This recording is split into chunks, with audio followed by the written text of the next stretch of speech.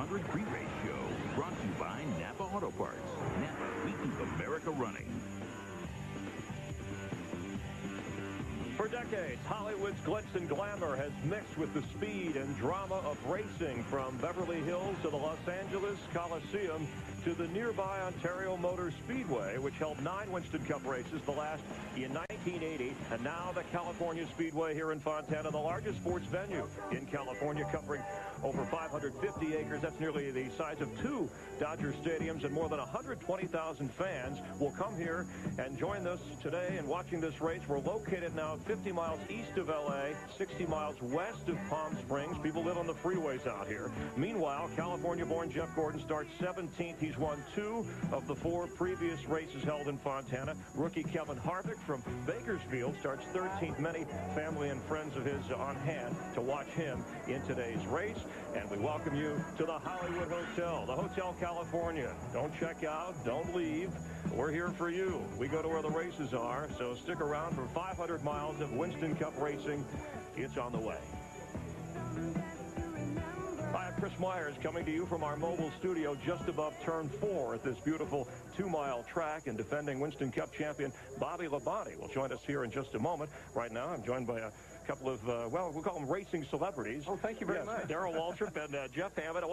Two aces with a joker. I was looking around to see where the other guy was. Yeah, some real celebrities. Hey, Darrell, your second favorite subject. Racing's your favorite, then money's your second. And this race, we have purse worth about $4 million. And when the big money is here, the real stars shine. Well, that's how you know it's a big event. You look at the purse. You get the entry blank, you look at the purse, and you say, this is a big event.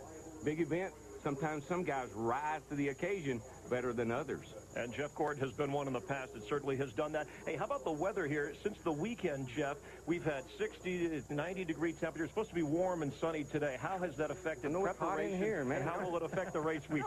We'll turn up the AC. Well, Chris, I can tell you right now, yesterday during practice, had a morning practice, had an afternoon practice. The morning practice was 1 second faster than the afternoon practice. A lot of these crew chiefs this morning were making changes and getting prepared for what looks to be a hot afternoon, and you can expect one thing: a lot of changes, a lot of tunability with the race cars. Hot and grueling. All right, hot and groovy, too. That's kind of a California term. All right, last year's Winston Cup champ Bobby Labonte currently tied with his brother Terry in points. They're standing at 14th. He comes to California, though, on a roll. Had a second top 5 finish last week, and on Friday in qualifying landed the pole position for today's race. He's hoping for some more fun in the sun. And we welcome Bobby Labonte. Thanks for coming up so close to the race. We all appreciate that. And you've been, what, since winning the points championship? You've been at the White House, on Letterman, now the Hollywood Hotel, so his career is complete. Yeah, it's right. You've been big time. But I got to ask you about we kid because we care. Complete? Yes. All right. We're working on it. Hazard over here. How about, Bobby, how about this rumor? We have to address the start of this weekend. We don't know where or how, but it got out about you being involved in a fatal crash here, and even people who are close to you heard about this before they knew it was not true. Yeah, that was kind of a tough deal. I mean, you hated to hear that, and we tried to dispose, all the fires that we could as fast as we could, but nowadays, I mean, it just goes so fast, it's so hard to do. But it came somewhere, we don't really know where yet, and reported that, I'd been in a fatal accident, I guess you might say, and then, my wife, I just talked to her 30 minutes before that. She knew it wasn't true, so, we just tried to put it all out, and as fast as we could. But it's a tough deal. I mean, you hate to see that happen. Yeah. Well, on another note, let me ask you something. When we won the championship our first time in 1981, we went to New York. We were the first ones to go to the Waldorf and celebrate. And, buddy, we celebrated. We celebrated right up till the Daytona 500. We got to Daytona, we said, rah-rah, we're not ready to race, and everybody else is. Did that catch up with you guys? Something maybe like that? I don't really think so. I mean, this is one of those answers that you might not be able to answer today, but maybe 6 months from now. But, I don't think so in a lot of ways, and we're... our performance really hasn't been all that bad. I mean, it's going to be hard to top last year in a lot of ways. High expectations. Very high. And then what happened, this year we've had a couple DNFs. One was almost a DNF, and that when you're back, 42nd in points after the first race and you start clawing your way back up, I mean, we ran second at Rockingham, almost won. It's like our performance really hasn't been that bad. We haven't been as good as we like to be, but I can't say that it goes back to the... You can't blame it on anything. Not on the off-season. But you come here with a brand-new race car and you sit on the pole. What's your chances today? Well, it's pretty much a one-lap wonder. Friday. Hey, it's just it's the way it is, and I hope we can run good today. I hope you can, too. Yeah. check Need to see you win one. your buddy. fuel mileage, right? That's the way here, right? Oh, yeah, Let's keep an eye on that. Yeah, we've got that down. All right, good. He can get fuel miles. He's like this old guy Jimmy here. Maycar knows how to get it in there. Appreciate Come on, that. Yeah, be safe out there today. He heads to the track. You go up to the booth again, right? Okay. Oh, we'll yeah. have fun. Again. Oh, yeah. Jeff, hang around. All Harry right, boy and Mike Joy. By the way, the fans who still do not get FX and want to see all of the Winston Cup races this year, time running out. Next week, the night race in Richmond on FX. So is the Winston All-Star race in Charlotte and the June race in Michigan. To get your FX, it's simple. 1-800-FX-FX-FX-1. Meanwhile, a report in today's Orlando Sentinel says Dale Earnhardt's seatbelt did not break during his fatal crash at the Daytona 500. This, according to one of the first emergency medical technicians to reach him at the scene. The technician, Tommy Probst, claims he had to repeatedly pull the seatbelt before it finally opened. NASCAR spokesperson Jim Hunter told us this morning that while speculation continues, NASCAR knows who was on the scene, and they are talking to those people as they continue their own investigation, which he thinks will be finished sometime in August. Hunter also felt strongly that there was one particular media outlet that is rushing to conclusions. Today would have been Dale Earnhardt's 50th birthday. Dale Earnhardt Jr. looking for his first win of the year. Little Lee has had kind of a tough week so far, and we're getting closer to the race, so stick around from Fontana.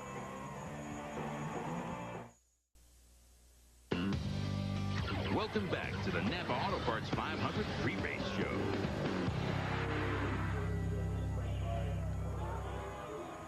And we welcome you back as we count down to the start of the NAPA 500. That's points leader Dale Jarrett, yet to win here, but he does have 3 top 10s in 4 races. Steve Park, who won earlier this year in Rockingham, his 100th career start today. He starts 7th. There's Jeff Green, finished 3rd in the Busch race here yesterday. Debuts the Richard Childress Racing 30 cars. He starts 28th. MB&A paid tribute to last week's winner at Talladega. It was caution-free, and Bobby Hamilton will start 37th today, currently 4th in points. And Jeff Hamilton, he said he was more mentally exhausted than physically exhausted last week. I'm sure of that, but Bobby Hamilton showed just really how good he was, and I believe he's established himself as a point contender this year. And today was supposed to be Shauna Robinson's big day in the sun, but her attempt to become the first female in 12 years to race in Winston Cup ended Friday during qualifying with mechanical problems. And as we say, here's to you, Mrs. Robinson, anyway. We also say, here's to you, defending champ here in California, Jeremy Mayfield. He's standing by with our Jeannie Zelasco. Jeannie? Thanks, Chris. Well, Jeremy Mayfield won this race here in 2000 with an oil system problem. It overcooked the car, it overcooked the driver, but you overcame that, and you overcame Tony Stewart as well. Tell me your secret to success at California. Man, I don't really know what it is. I know we had a good car and good motor and everything last year, and same thing this year. So I think that's the biggest thing. And the team's pumped up. I mean, the engine's running good, car's handling. Be a good day for us. You know, we had a good practice yesterday, both of them, and I feel real confident about it. All right, you started the weekend, of course, at the Walk of Fame, and maybe we'll see you at Victory Lane when the weekend is over. Steve Burns? Thanks, Jeannie. Ricky Rudd finished 4th here last year and led 10 laps. What about it? What do you got today, Rick? Well, Steve, I think we're really good. One of the best we've been all year. You know, we were pretty good a couple of weeks ago at Martinsville, but these tracks are really, they kind of cater to the Yates organization. The Texaco Havoline Taurus has run good off the trailer. Obviously, Yates horsepower sort of shines here, and we're running good in happy hour. We don't look at that real one fast lap speed. We look at how good you are at lap 10, 15, 20, and we look at everybody else's laps, and based on that, we should be a contender in the race, we hope, if all our note-keeping's right. Best of luck, Ricky. Let's go back to Chris Myers. All right, thanks, Steve and Ricky. 3 of the 4 California winners have started 5th or better. We'll see if Rudd's 6th spot is good enough. But what about our experts here? Let's update the standings here. Darrell Waltrip, the Fox picks, almost got a win out of Rudd in Martinsville. So let's go up to get their picks for today. Gentlemen, start your predictions. Larry? Well, DW, our picks have not been very good lately, but you took the lead. Who we picking here today? Ups. It's all over his hood. Ups. Dale Jarrett. All right, well, I'm going to go with the Flames. He was fast in practice, has won here twice. Jeff Gordon. Guys, I'd like to say the Rushville Rocket. Tony Stewart, he's going to strike gold here in California today. All right, Jeff and I will be watching the race along with you, the NAPA Auto Parts 500. It's the 10th race of the Winston Cup season. We leave you with some perfect 10s. The 2001 Race Odyssey takes us to Cali, And the Hollywood Hotel California is looking better than ever. Yeah, we made it look like that mansion. We've done some redecorating. Look how we've expanded. The new addition, we've got so many people calling, wanting requests for our rooms. The Hollywood Hotel has a lot of room now. And we always want to take care of what they need. Fellas, we've got the need for speed. And today, Dale Jarrett, Labonte, and Junior are all California dreaming for a hot race. And people can watch NASCAR. But I wanted to ask you about the... we want to see a restrictor plate. This little bad boy right here. Come on, let's go to I told you I had a class on race car technology. What about the pushing and the aerodynamics? We're going to talk about that. But I know you want racing to broaden the audience, but come on. Jeff hooking up is a bigger surprise than last week's winner, Bobby Hamilton. Anyway, as you two would say, it's a beautiful day. Yeah, baby. You know, this is no way to watch a race. I think we ought to have some company. Well, I think you know what you're talking about there. Here we go. Randy Roderick, our Playmate of the Year. How are you guys doing? Wow. Yeah. Things have really taken a sharp turn. Hey, by the way, do you have a favorite car today? I think maybe number 6. Mark Martin. Very good choice. Hey, is Mike Joy married? He's kind of cute. Chris Myers, he's my buddy. Chris Myers is very cute, too. It's all good and all smiles. Get your cameras ready. NASCAR is next on Fox, and it's beautiful.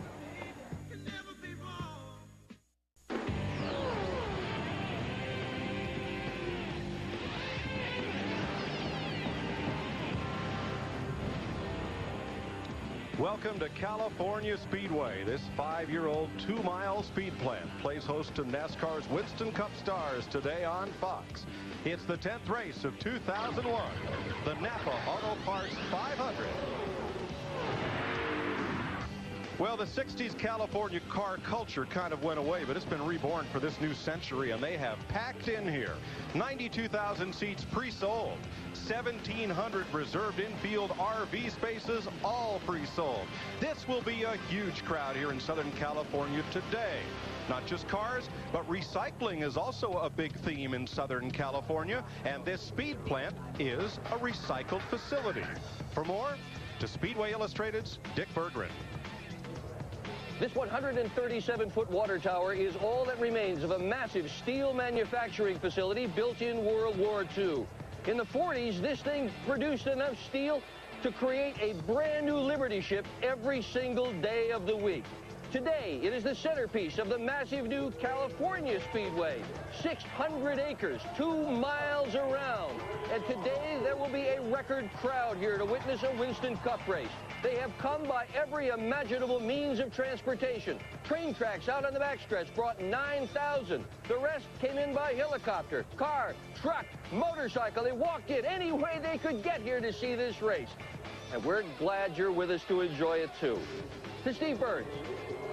Well, Dick, you're exactly right. Over 120,000 fans have packed their way into this facility that's bigger than Dodger Stadium and Disneyland combined. And how fired up are these fans? Let's put it to you like this. The Dodgers are at home. The Kings and the Lakers are both in the playoffs.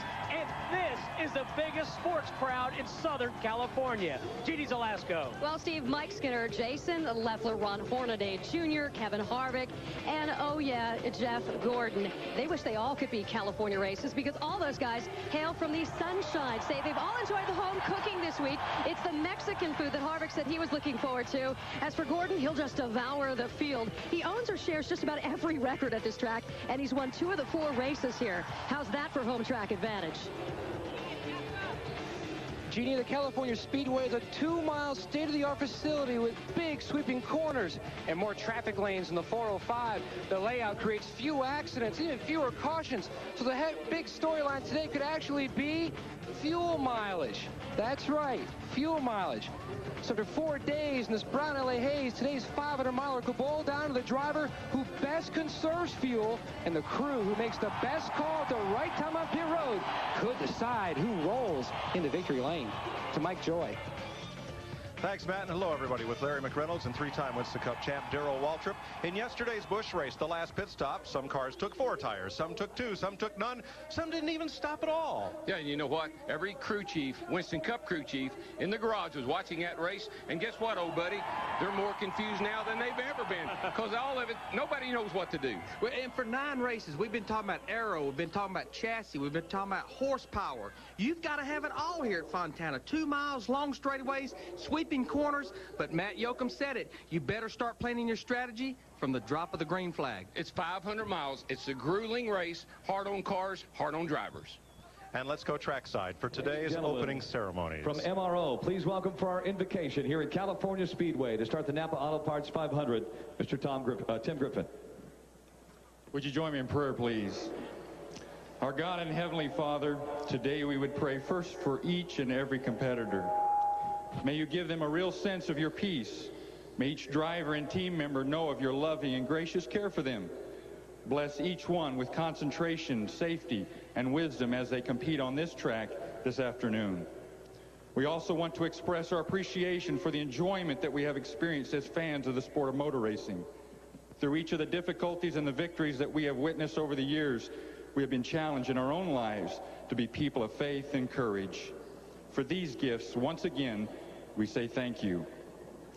Finally, today, on the date of his 50th birthday, let's pause to remember a great family man, friend, and racer, Dale Earnhardt. I'm going to lay out that. Amen.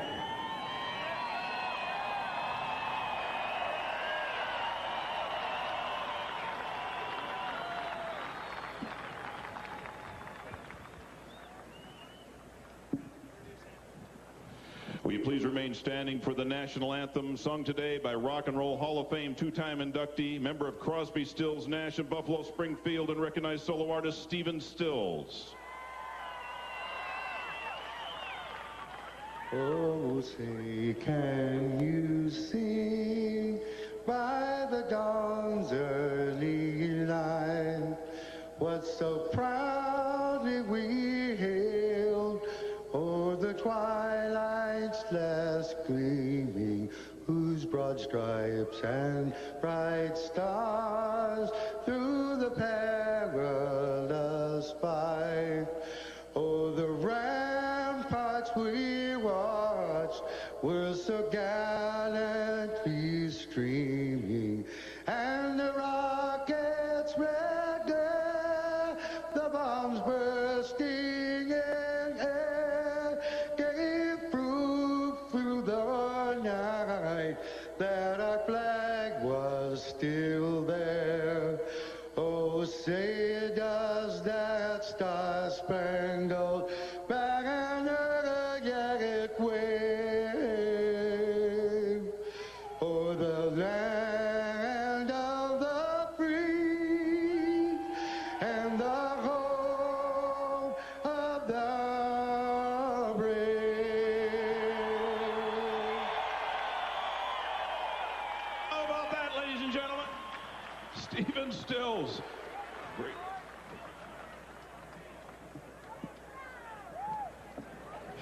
Joe, we have some very special words that are about to be spoken right now, and I have a gentleman from Victorville, California. He's a 3-store owner for NAPA Auto Parts.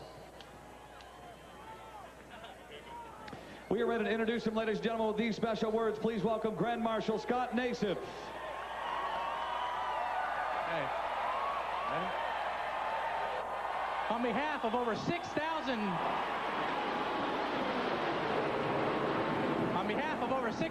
NAPA Auto Parts stores, gentlemen, start your engines.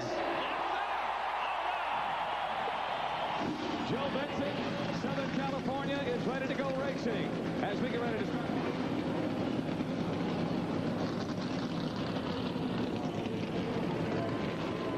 In the warm California sun, yes, the California car culture of the 60s is alive and well. They'll be running small block V8s today, not that great late 409. She's real fine. Welcome to California Speedway, where the engines are fired on 43 Winston Cup cars, set to do battle for 500 miles. Air temp 82 degrees. It's going to get warmer, but this is the one we're going to watch closely. As that gets hotter, this racetrack gets slicker. Ooh, I'm loose. Budweiser, sponsor of the Bud Pole Award. This weekend won by Bobby Labonte, his 21st Bud Pole and first of 2001, and his first pole since Loudon, New Hampshire in September of 2000. There are your Bud Pole winners from this season thus far. Let's have a look at the rest of our NAPA Auto Parts starting grid. Sharing the front row with Bobby Labonte, Todd Bodine has his best qualifying effort of 2001. And Tony Stewart, you know, finished second last week. That moved him in the top 10 in points for the first time this year. Dale Jarrett, our points leader, 3 wins this season. Best California finish is 5th in 99. Got Steve Park there. He's had kind of subpar finishes the last few weeks. Fell to 7th in the points. Mark Martin won here in 1998. His best 2001 finish last week was 4th. John Andretti, Brett Bodine share the 6th row. Hey, and it's good to see our old buddy Kyle in the race this weekend. Have at it, young man.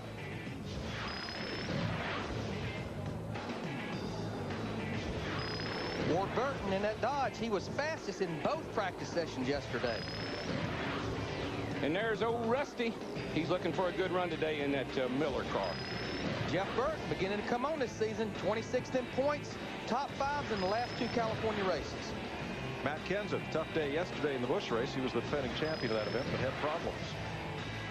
Jason Leffler, Kenny Wallace made the show on time. Jeff Green making his first NASCAR Winston Cup start since June of 99 at Pocono, was 3rd yesterday. Daytona 500 champ Michael Waltrip and Hunt Strickland, solid effort. And there's Sterling. He led the most laps last week, finished 23rd. How do you do that? And Kurt Busch, he won here in trucks last year. Another rookie, Andy Houston, there with Joe Nemechek. And Ron Hornaday, California native, with Mike Wallace. Dale Earnhardt Jr. in a backup car has had strong finishes the last 3 races out. And his old buddy Bobby Hambone Hamilton right there beside him, last week's winner. And a look through the rest of the drivers who had to take provisionals. Schrader said he wrecked on his qualifying lap. He just didn't hit anything. I'll attest to that. And Kevin LePage is the first time the Morgan McClure team goes home in the last 409 races, back to 1988. Buckshot Jones and Shauna Robinson broke the rear end pinion gear on her qualifying lap. Safety workers giving their salute to the drivers as we get set to go, and you look through our in-car cameras. Well, how much will what happened yesterday dictate today's race strategy? I don't know. Everybody used a different philosophy yesterday as far as how to get to victory circle. I like the fact that coming in, gassing and going, no tires. These tires, I love this tire. I wish I was driving on it. It never falls off. The cars just keep on hammering, hammering, hammering. You don't have to put 4 tires on every time you come in the pits. And this racetrack is so smooth, it's not hard on the tire, Darrell, so these guys can run longer than a fuel stop on their tires. It changes everything, Mike. I mean, all we've heard for years is 4 tires, 4 tires, 4 tires. Now you got to think differently. Let's think gas mileage. That's what it's supposed to be. Yes, in the past, new tires were faster than worn tires. That's not always the case anymore, and it dictates different thinking. 4 drivers, or rather 3 drivers, have led half of the laps raced here at California Speedway. Jeff Gordon, Bobby Labonte, and Mark Martin, between them, have led half of the laps they've ever run here. And they will lead laps today. Those are all guys that are running good here this weekend, and we can expect to see all of them in the front at one time or another. Again, that's dictated by pit strategy. What happens in the pit, track position. These are all key factors in today's race.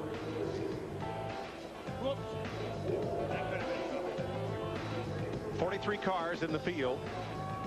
250 laps to make up 500 miles. And we thought yesterday the pit window was about like today, 45, 50 laps, and a few cars proved us wrong. But boy, that's the one we're going to watch all day long, because it could be a reason that this race is won on strategy, that pit window. And don't you tell me today that can't nobody make it, you hear me? I promise you. Because that always worries me to death. Never say never. That's right. Yesterday, if 60,000 people were here, 59,970 of them thought that every car would have to make one last pit stop under green, and 2 cars did not, and they ended up 1-2. That's what makes racing so much fun. There's a lot of ways to win a race. You don't always have to have the fastest car. Hank Parker Jr., yesterday's Busch winner, and Jeff Purvis. Custom vanity plates are big in California, and that's a neat one. One lap in front of this huge crowd, some 120,000 people. Dick Berggren on pit road. Well, it doesn't really matter where your favorite is going to start today, because last year the winner started in 24th spot. The guy who finished second started in 36th, and the guy who finished third started right along with him in 23rd. So you could win this thing from the back, you could win it from the front, you could win it from the middle. Talking to people in the garage today, there is no clear favorite today. Rookie Kurt Busch, who had a great run at Talladega last Sunday. Getting a little work there. Yeah, he put left side tires on. He must have felt he had a left side tire going down, because otherwise he'd have never come into pits on the parade lap. And the defending champion of this race, Jeremy Mayfield, who will start third. This will be the 5th Winston Cup race at this track. Jeff Gordon, the 97 and 99 winner. Mark Martin in 98. Mayfield last year. Well, the good thing about 500 miles is you can have problems. You can get behind, just like we saw yesterday. Hank Parker was a lap down at one time in that race yesterday, and he came back to win it. So if you got a lot of 500 miles today to get things worked out. And I'll tell you, this place is packed. I don't think you can take a shoehorn and put another one in. I don't either. A little bit hazy, our view of turn 2 and turn 3 from here. We're just under that tower, and here from the blimp you get a look at the LA Basin haze that we've had to deal with through the weekend. That is not indicative of California traffic right there. Oh no, it's moving much too fast. 3 and 4 wide here all day long out on the interstate, out on the Z10. All right, Kurt Busch, you can come in and do what he did with as far as changing tires if you've got a problem, but he's going to be penalized one lap. Reason being, NASCAR made a rule. You cannot put fuel in your car before the green flag. They fueled the car, so he will start this race one lap down. Now, you think that's a rookie mistake, because everybody knows that. Do you think he and his crew didn't have that figured out before they started? They possibly didn't tell the gas man, don't fuel the car. I bet that's what happened. It's just kind of a natural thing. I didn't see them put gas in it, though, to tell you the truth. I just thought they put 2 tires on it. All right, pace cars off, ready to rock and roll here in Southern California. Set to do a little California dreaming. One driver, 43 of them dreaming of victory lane. One will find his way there. Green flag and ready to rock.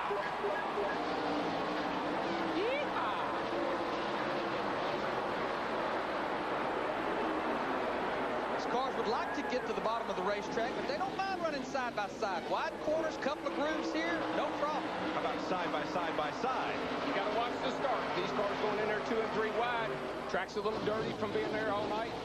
Cars been riding around, pace cars and whatnot. Got to get her cleaned off so we can get some good grip. Labonte Mayfield and Todd Bodine into turn 3.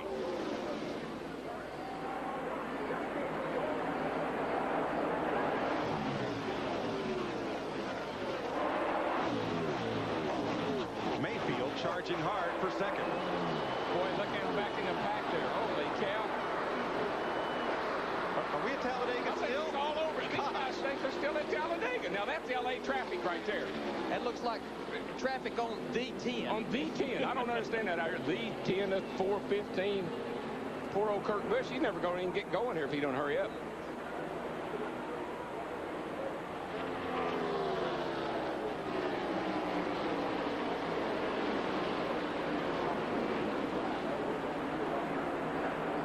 Front 8 or 9 shuffle out single file now as we complete lap 2 and honor the memory of Dale Earnhardt with a silent 3rd lap. And Larry, here's what happened. I didn't see him put fuel in the car, but like you said, I believe the fuel man, there he is. He stepped over, shot a little fuel in that thing, and that is a no-no.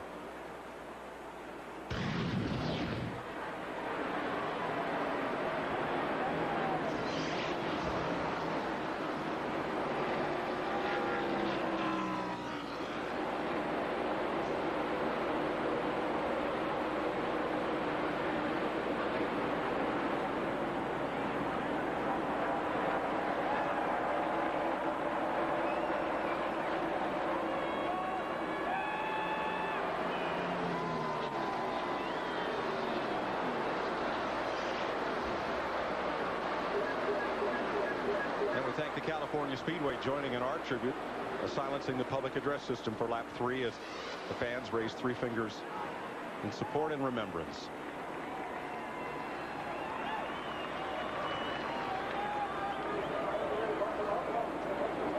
Ricky Craven trying to fend off Jeff Burton back there at 19th position side by side. Well, right now is no time to force the issue. You've got a long way to go.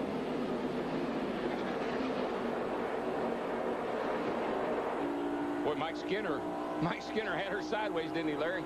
Yeah, they made a lot of changes on that race car this morning. They were not very happy in the final practice. Took the setup from teammate Jeff Green and Kevin Harvick. Put the entire setup under this race car. At the point, Todd Bodine. Youngest of the three racing brothers from Chemung, New York, had a great qualifying effort. They're in a car that you know well. Oh, that's a great car right there. It's the best car we ever had. I love that car. Look at his teammate, that 26 car, Jimmy Spencer. He's running around the bottom. He's going to go up there and take that second place from Bobby Labonte, Jeremy Mayfield, and the 12's going to follow. Now, this Jimmy Spencer, if you recall, qualified outside pole here last year and had a great run. He finished in the top 10, so that doesn't surprise me, and that's two fast cars. Dale Jarrett comes up to make it a foursome in front of the Pontiac of Labonte. Now, what happened to Mike Skinner there a lap ago? It's down on the inside, trying to pinch it around the bottom, which is where you want to be. But man, it just took a little bite in the front, and then the rear end came around. He clipped the back of Bill Elliott. Fortunately, Brett Bodine cut him some slack there. And that's what they was fighting with that race car in the final practice. Loose getting in down to the center of the corner, back in, wanting to come around. Well, guess what? I don't think they fixed it.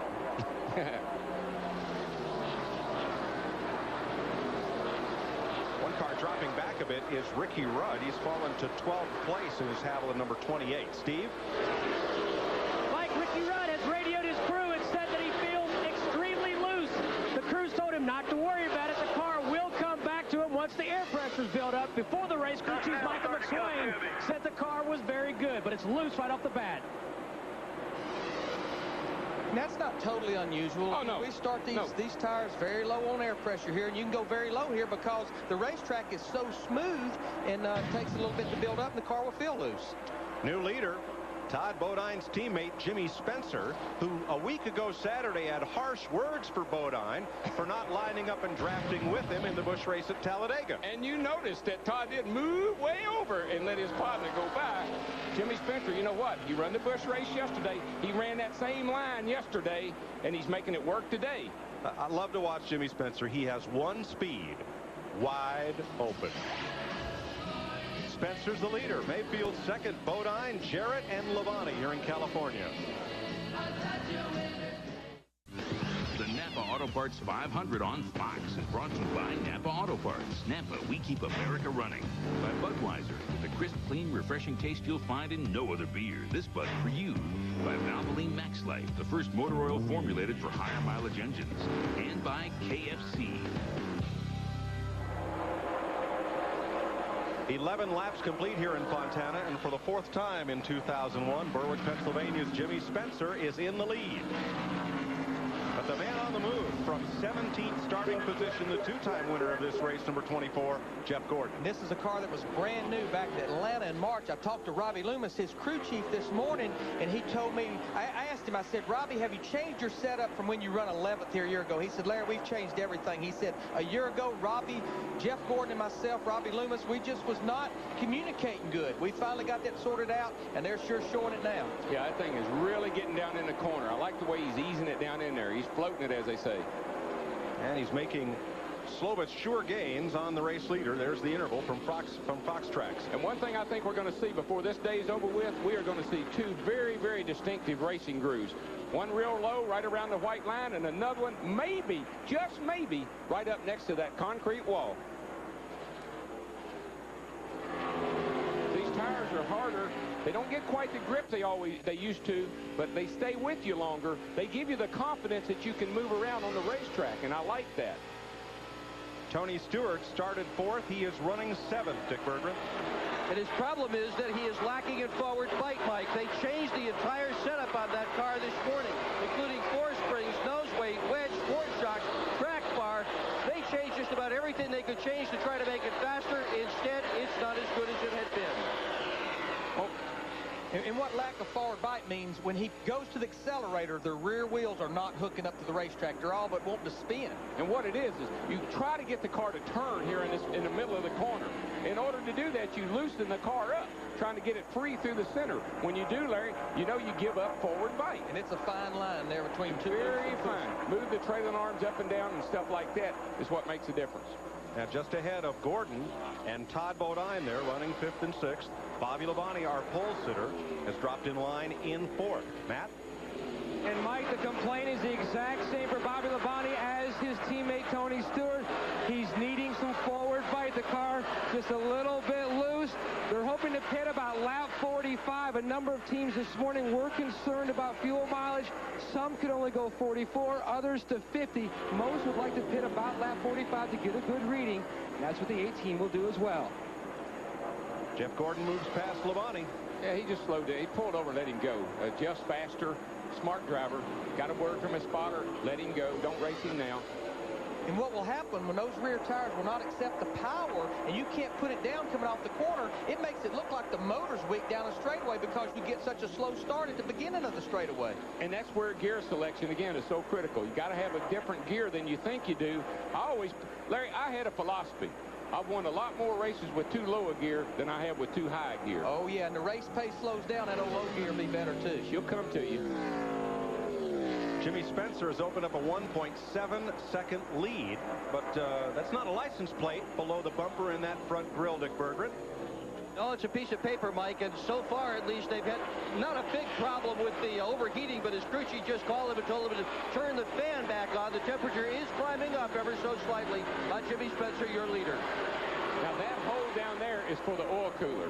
Very little of that air goes to the radiator, so he'll have to watch his oil temperature more than he will his water temperature. But as long as he's in the lead, not having to fight traffic, that's not all bad. It's helping the drag on that car. It's helping front downforce. They got to get it off there because it's going to get warmer, but not all bad right now leading this race. Not at all. Jimmy Spencer with a wrapper for a hitchhiker down below the front bumper of his number 26. He leads here in Fontana.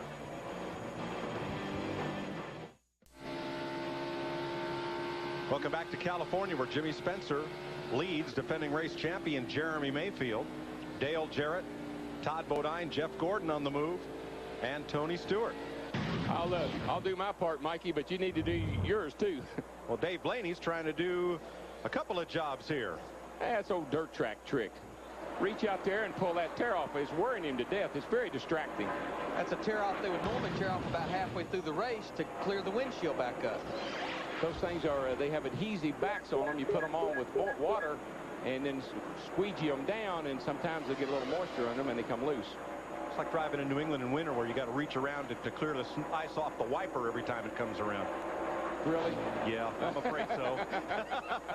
We don't have that trouble in Tennessee. It's not fun, I promise you. Jeff Gordon had been streaking to the front, but right now he sits 0.2 of a second off Todd Bodine. Well, he's stuck on the bottom. He wants to try to run the bottom, and every time he tries to exit the corner, somebody's in his way. This time it's Todd Bodine. He's really pushing up off the corner real bad. Another car that's streaking is that little white dot looking out the back of Tony Stewart's car. That's Kevin Harvick in the 29 car, started 13th. He has moved up to 7th. He drove by Bobby Labonte a while ago like Bobby was sitting still. Yeah, Bobby, you got to understand how he drives. He's not going to race anybody right now. All he's doing is he's putting in miles right now, talking to his crew chief, telling him what the car's doing and what he thinks they need to do to get to the end of the day. Boy, Mayfield just dropped down to the bottom of the racetrack in turn 1 and let 3 cars zoom past. That's just not uncommon. Get guys up on your back bumper, your spotter, your crew chief. They'll say they're a little quicker than you. And, son, we got a long way to go. Just a 500-miler. Let those guys go and follow them. Darrell, he dropped down at first. I thought he broke. Well, he was just letting those 3 cars by. Yeah, it'll kind of be a little bit breathtaking there for a second when you first see it. But that's all he's doing. He's going to draft those guys, help his gas mileage, see where they're running. Gordon goes after Jarrett. Jarrett on the high side. Jeff's car is really, I think it's pushing off the corner real bad, and it's causing him to lose positions. But Darrell, look how he's dropping those left side tires down on that white line going through turn 2 there. And you mentioned it yesterday, how that'll make a car turn even better. Oh, yeah, you get that left side tire down on that white paint, and it really increases the grip. It's like it's running in mud almost. 88 car, Dale Jarrett. That car, it was brand new at Atlanta. It's the car that he won Darlington and won Texas with. That car's been awfully good to him. Todd Parrott said they're working on some new race cars, but this has been a good race car for him. Nice and smooth. Don't race them into one. Now, is that a little surprising? Because this is not nearly as high a bank track as some places that some of the mile and a halves that we run. I'm going to tell you what Junior Johnson used to tell me. Boy, that car don't know where it is. Just put the right springs and shocks and sway bars. That's right. When you get one that works, you stick with it. That's it. Well, to win a race at Darlington or Texas, you've got to have a good aero sound car. You've got to have good downforce. And there's no question this car has good downforce. This is a 2-mile racetrack. Long straightaways. We talked about it in the opening. To get through these long sweeping corners, that car has to have good aero balance, good front and rear downforce. And again, this is a patient man's race. This is a Dale Jarrett race. This is a Bobby Labonte race. This is a Jeff Gordon race. Don't worry about what's going on around you. Just drive your own car. Got a long way to go. Johnny Benson drops to the bottom and dispatches John Andretti and Ricky Rudd. Okay, John Andretti. Okay, never mind. Okay, Johnny, get back in line. He gets that big run off the corner. He's up there high. He gets that momentum down the straightaway. Johnny can get under him, but he can't pass him because he's got that big run off down the straightaway. Here he comes again, but you'll see that 43 car accelerate up out of that hole. He doesn't have to pinch it down quite as much, and he gets the big straightaway speed. Just ahead of him, Ricky Rudd is running down Bobby Labonte. More on Rudd. Here's Steve. Well, guys, he's actually dropped a couple more positions in the start of the race. Remember, he said the car was loose. The crew said, don't worry, it's going to come back to you, but it actually feels more loose. He says it feels like the right front tire is sliding up the racetrack.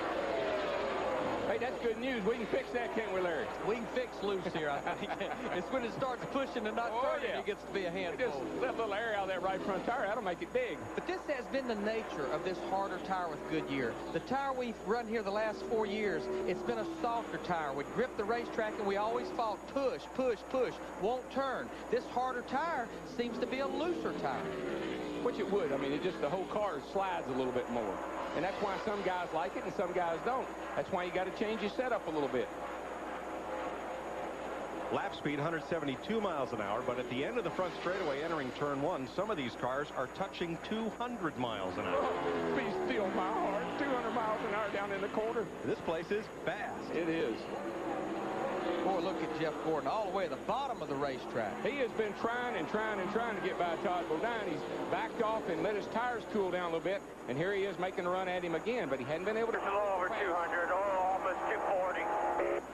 That was Jeff Gordon telling Robbie Loomis his water was 200, oil 240. That's pretty good temperatures. That's about what you're looking for. That's right where he wants to be, and that's what he needs to be telling his crew chief right now. Where his gauges are, what his car's doing, so he can start planning ahead. I know people on the road that don't check their gauges once a year.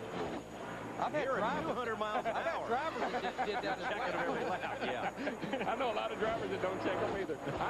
Once you get going, I mean, unless you got a problem, there's really not a whole lot to be looking at. I look at the tack. I know that the gauges, I'll smell the engine if something's happening to it. That's how I go off of what the gauges are doing. Kyle Petty on pit road. This is certainly too early to be a scheduled stop, and you see that tear-off pulled up on his windshield as well. A little bumping between Rusty Wallace and Johnny Benson as they came toward the start-finish line. Big old wide racetrack. Why would they be running into each other now? It's 75 feet wide. Yeah. Let's have a look. Here I come, here I come. I'm under you, I'm under you. No, you're not?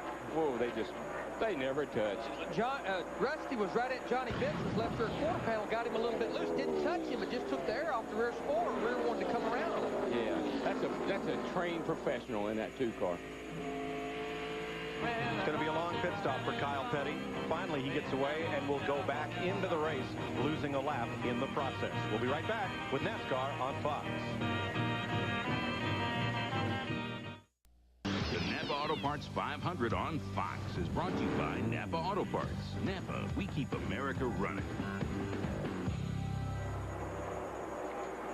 33 laps complete. Jimmy Spencer has led 27 of them. Next week we go to Richmond, Virginia with Winston Cup qualifying on FX, 5 p.m. Eastern Time Friday. followed by Winston Cup practice and the NASCAR Busch Series race, all on FX. On Saturday, not Sunday, Saturday, NASCAR this morning, 10 a.m. and the Pontiac Excitement 400 on FX at 7:30 p.m. Eastern Time. It's the first of several Winston Cup races you'll see on FX this year. And if your local cable system doesn't carry FX, here's the number to call, 1-800-FX-FX-FX1. We'll connect you to your cable company and let them know you want your NASCAR. So far, more than 10 million subscribers have been added to FX since we began our NASCAR coverage, and you began demanding FX on your local cable system. Boy, up there on that 3/4 mile under the lights, DW, Richmond, Virginia, beating and banging. I love nighttime racing. Brings back a lot of great memories in my career, and a lot of other guys too. Our buddy Bobby Hamilton, or my buddy Bobby Hamilton, is about to go a lap down to our leader, Jimmy Spencer. He better hurry up. And another of the cars that took provisional start, Stacy Compton, has made a pit stop. Here's the 7th place battle. Boy, Ricky Rudd, the 28 car, it took it a while for that car to start coming to him. And again, I say it's probably a couple of few things that maybe made that car feel like it did. Low air pressure, racetrack not as clean, no rubber. You know, there was rubber laid on it, but it hadn't been ran on since last night, yesterday. So starting to come to him now.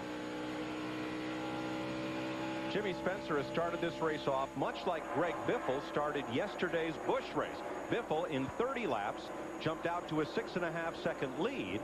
Spencer, at 36 laps, has about a 4-second lead on the field. But as we quickly found, those long leads don't mean much after the first round of pit stops. You got to be real careful when you make your pit stop, what changes you make to your car. Driver's going to say, I love my car, don't do anything. That might be a mistake. Here's the 12th place battle. John Andretti at the front of that pack, and that's Jeff Green in the number 30. This is the Richard Childress car that had been prepared to run 7 races this year for Kevin Harvick before fate intervened.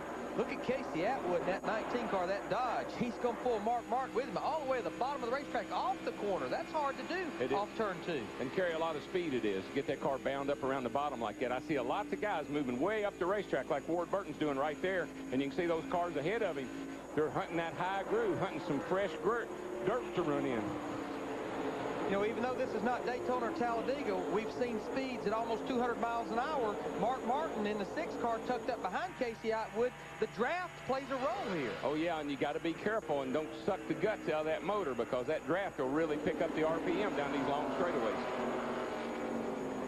Those are all things you got to be thinking about right now. How much am I turning? What's the RPM look like? What am I going to do to my car? So much early on here that you just got to think about as a driver. You're not just riding around, although it may look that way. We're about 10 laps from the first pit stop of the day. Should we stay green? Yeah, these guys, you know, there was a lot of people question, could they go 50 laps on a tank of fuel? And when you look at 250 laps, the perfect world, you could go 50 laps 5 times. But some of them that question it, I don't think they're going to stretch it. They need to see where that fuel mileage is at. So we're going to probably start seeing cars around lap 45. Well, and Larry, you know good and well, you're not going to take it to the limit on the first stop. You're going to come in a little conservative, save a couple of 3 laps for the end of the day when it says, can you make it? Oh, I haven't run that for all day. This is not a racetrack you want to run out of gas. Nope. Joe Gibbs, owner of the Bobby Labonte and Tony Stewart cars, checking the stopwatch, and we'll come back for the first round of pit stops today. This is NASCAR on Fox.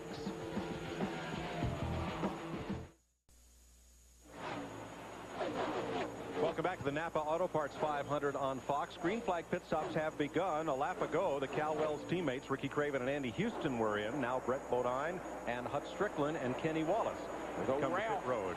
Ralph's coming in. When you think about Hut Strickland, Brett Bodine, Ricky Craven, Andy Houston, looks like maybe Robert Yates' engine's not getting the greatest fuel mileage today. All those have Robert Yates motors. Got a little too much jet in them, taking care of them. Now Jeff Burton back in 35th place. Jeannie? Well, guys, it has been a frustrating 43 laps for Jeff Burton. They set this car up real loose on purpose because Saturday it would get tight on the longer runs. Well, they didn't have this type of sunshine on the track out there on Saturday, so they've been hoping for a caution, but they've decided they've got to come in on 50 to make a sway bar adjustment. A lot of debate going on as Jeff saying, I don't want to go down a lap. Frank Stoddard is saying, hey, we have to do the sway bar adjustment. If we lose a lap, we lose it. We've dropped so far, guys. It's like Noah's Ark pit road. Another pair of teammates come in, Michael Waltrip and Steve Park together. And Larry, I don't know about you, but I've never set one up loose on purpose.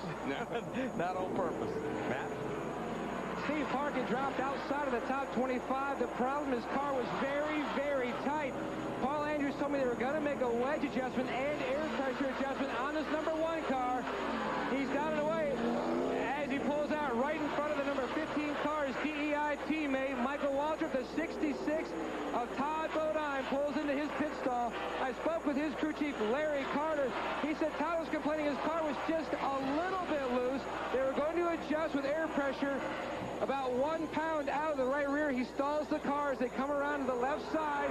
The jackman a little slow, holding up the stop to get the left side tire on the rear and on the front. Todd starts to try to fire it. They're pushing it. They're still pushing it. The car will not fire. Will not fire. Tough, tough break for the 66 of Todd Bodine to Dick Bergeron. Jimmy Spencer called it. He wanted to come in before some of the others did to make sure that they didn't run out of gas. Piece of paper is still stuck to the grill. There it goes. Crew members got it away. Good stop for Spencer. To Genie. The 99 car coming in a little earlier than expected on the 45, not the 50. We're doing a 4-tire change, filling up on fuel. And of course, here's the sway bar adjustment that Jeff Burton was saying, I don't want to go a lap down to get.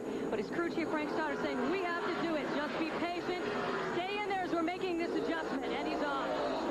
Yes. Jeremy Mayfield in. They're going to make an air pressure adjustment. He is also tight. 4 tires and a wedge adjustment. Jeremy Mayfield is away. Blaney, Andretti, Marlin, Stewart, and Labonte come in together. Ward Burton's in as well. Jerry Nadeau. Here's Dick. Crew members for Tony Stewart come from South Carolina, Colorado, Connecticut, California as they go to work to try and dial this race car in that has been far less than perfect. Gooch Patterson, the big man on the gas in the back. He is 350-pounder. He's got her in. There goes Tony Stewart to Matt. The call for the 18 car, Bobby Labonte, they were talking about a wedge adjustment. We did see that. On this side of the car, we couldn't see if they pulled out the spring rubber. They were talking about pulling out the spring rubber, but he's down and away. Yes, the spring rubber is down on the pavement, so they did pull it. The 88 car of Dale Jarrett is on his way in. The 19 pulls out in front as DJ makes his way to his pit box. 55 miles per hour, the pit road speed today.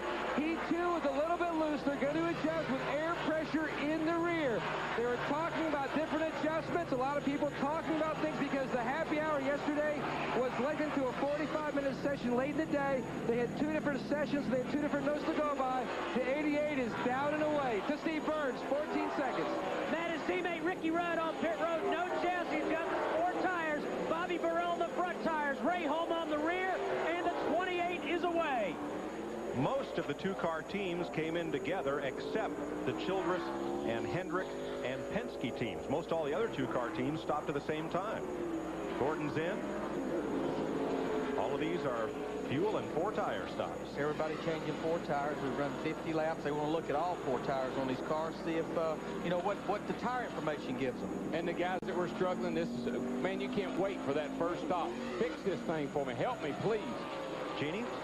Well, the 29 car of Kevin Harvick, a little loose as well. He'll get 4 tires, but something special about that right rear. They're going to take a pound out to try to help him give a little more handling ability. Although, guys, he started 13th. He's up to 3rd. They're happy. He's off. See, Bobby Labonte and the 18 car Kevin Harvick in their group, they made the same adjustment. They just did it in different ways. They took air pressure out of Kevin Harvick's right rear, softened that spring rate. They pulled a spring rubber out of Bobby Labonte's right rear, softened that spring rate, will tighten that race car up. Jeff Gordon did lead a lap before he pitted. So did Matt Kenseth. And now Mark Martin, who pulled up to 2nd place, makes his stop. Matt? I spoke with Jack Roush this morning. He said the 6th car got about 51 laps during the final practice session. He didn't want to go past lap 50 on the first stop so they could get a good read on their fuel mileage. A 4-tire stop for Mark Martin. They will adjust this car with air pressure just a tick tight. 16.8 seconds to stop for Mark Martin. Matt Kenseth is the last car to stop. He assumed the lead. When all these stops are complete, Jimmy Spencer will be the leader over Jeff Gordon by about 3 seconds, and that's about half the lead that he had when pit stops began. Dick Bergeron? 17, Matt Kenseth on his way down pit road. Pit work yesterday, poor pit work, absolutely cost him the race, no question about it.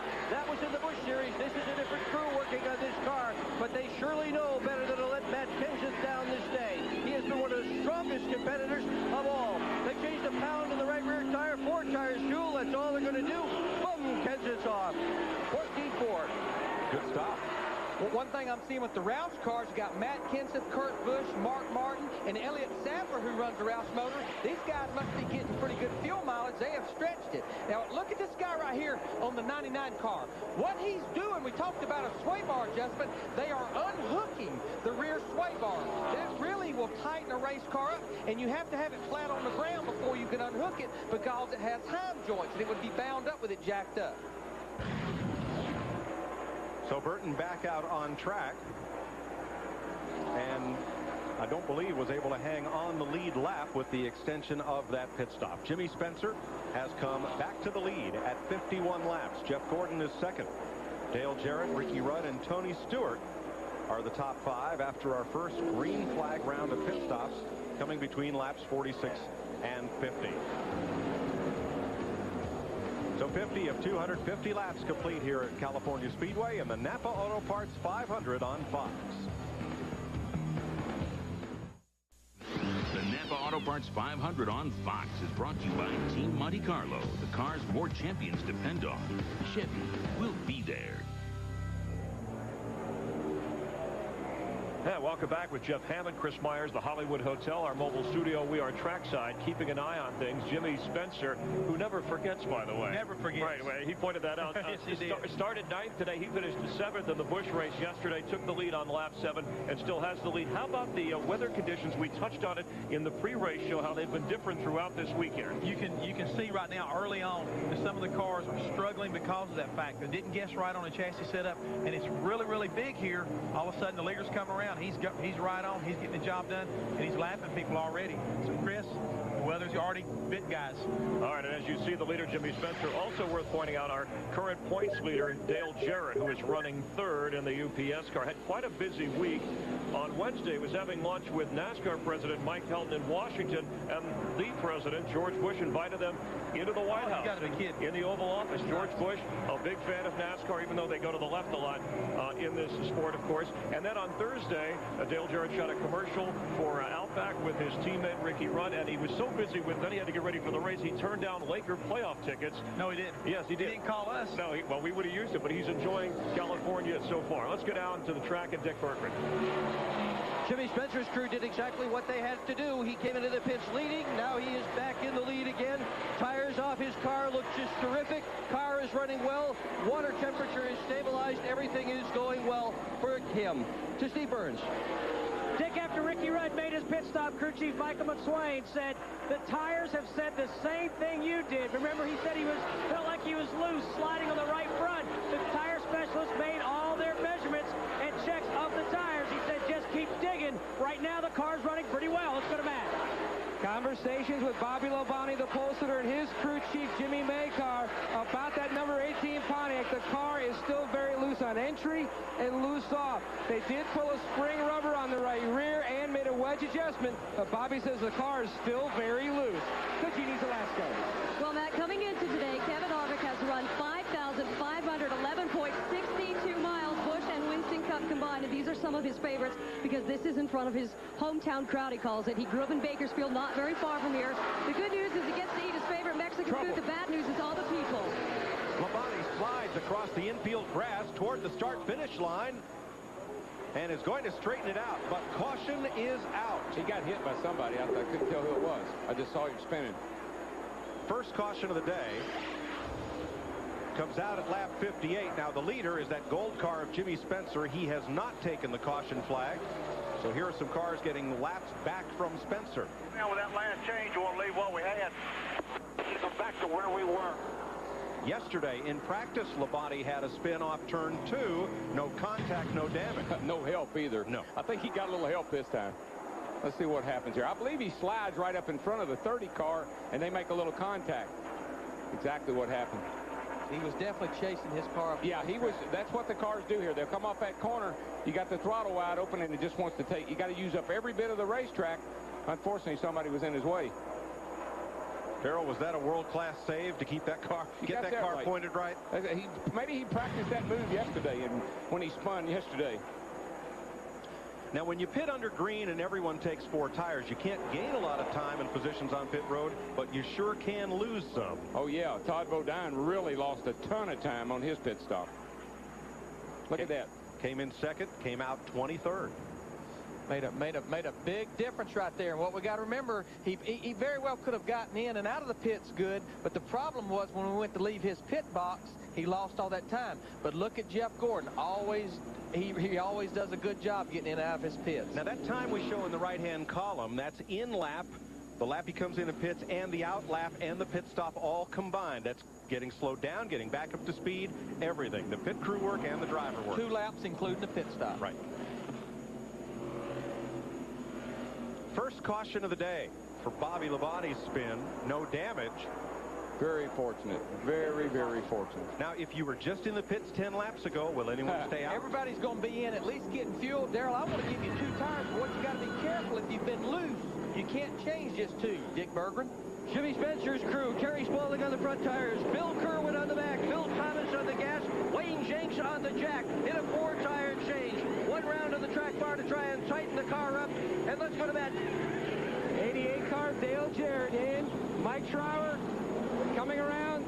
2 tires stop for the 88. The 24 is down and away, as is the 10.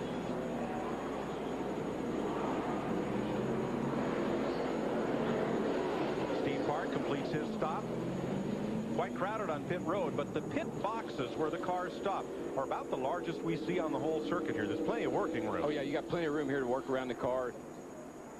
And Labonte has made it to pit road. Look at him cranking on that track bar. That's a wedge boat. Matt? Bobby Labonte came on his radio and said, Jimmy, I just turned it a little bit to the left and it just got away from me. They pulled all the spring rubbers out of the rear. They had built in a lot of adjustments on this brand new race car, 2 spring rubbers in both rear springs. Now he just finally pulls away as the catch can stuck on the 88. Go ahead and get left side tires, guys. That's the catch can. They hear Todd Parrott. They got to come in, take that catch can back out. You're going to come in, you might as well go on and get the other 2 tires. And exactly what probably happened there was they took 2 tires and they made a really quick stop, and the catch can. Oh, man, I got to come back in. That catch can has a probe that actually opens the valve right there. There's a pipe that sticks out back there. It opens it, so it lets fuel flow into the fuel cell, plus catches excess gas that fills the tank up. And you hear Todd, he's not excited. Come back in, take the can out, and put 2 left side tires on.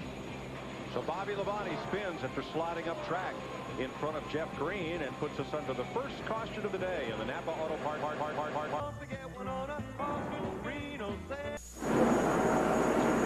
Welcome back to California Speedway. Jeff Gordon with a 2-tire stop has taken the lead. Dale Jarrett has fallen back to 31st after a penalty stop, and here's why. Larry? He'll come in here, and he's coming down pit road. They made the decision. This is the catch can, man, right there. There's the catch can. Now, you would say it's got a handle on it right there, but what he's doing, he's staying tucked up here behind the back of the car. Reason being, it gives this tire changer room to get around, but it's a 2-tire stop. I don't think the catch can man realized it. He didn't know it was a 2-tire stop. He was expecting 4 tires, so he wasn't really hanging on to that can, and the car left with the can stuck in it. There's a situation where you don't normally see happen to these guys. Todd Parrott's usually on top of his game, letting his guys know. 2 or 4, undoubtedly, somebody wasn't paying attention, or either everybody assumed that they knew what they were going to do. Matt? Well, Mike, this is the catch can from Dale Jarrett's car. If I can have my cameraman pull down, you can see the neck here. They just said, I talked to Steve Allen, the gas man, and Rick Colson, the catch can man. They said it was just a little bit too tight. When DJ pulled away, it was just jammed in, and they could not pull it back out. We're ready for a restart, guys. Jeff Gordon's the leader. We're going to let you listen to 600 horsepower times 43 here. Okay, 780 horsepower times 43. 7, now you're getting up there, right? We're not at the restrictor track. You wouldn't even be in this race all you had 600. Oh, we'll put a restrictor plate on your crank. Let's crank it up for you on this restart.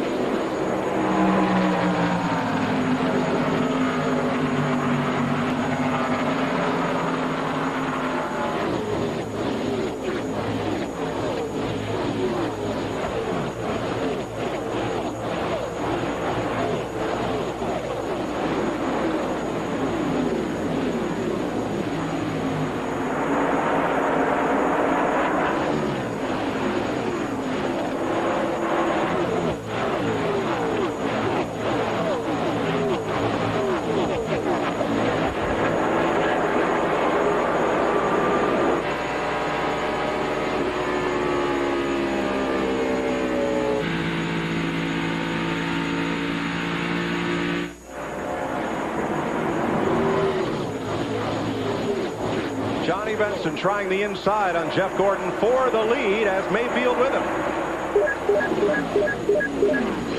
Jeremy's right there, too. You know, Gordon took 2 tires. His car wasn't that, I don't think his car was that good before the pit stop. So I think if I'd been him, I'd adjust on and took 4 tires. All these cars right here took 2 tires. Johnny Benson, Jeff Gordon, Jeremy Mayfield. Steve Burns, talking about Jeremy Mayfield, what's going on with him? Well, Larry, not only did they take just right side tires, they also made a track bar adjustment on that number 12. Jeremy said he needed just a little bit more grip. Let's go to Gene Zelasco. I'm sorry, let's go to Dick. Tony Stewart had a relatively long pit stop. Here's why. This rubber was in the right rear spring. Takes a little bit of a time to get this thing pulled out. They pulled it out in order to help the car coming off the corner. He came out in 14th spot, but with a better handling car. To Genie. Well, Kevin Harvick was complaining that his car was still a little loose, so crew chief Kevin Hamlin said, come on in, we'll fix it, we'll take care of it.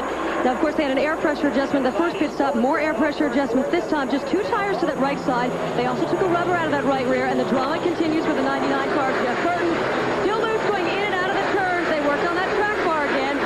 Put a rubber in the right front, took a rubber out of the right rear, and he's still a lap down at 40th. Mike? Yeah, Jeannie, several cars got lapped during that long green flag run at the start of the race, including Kenny Schrader, Terry Labonte, Ron Hornaday, Kenny Wallace.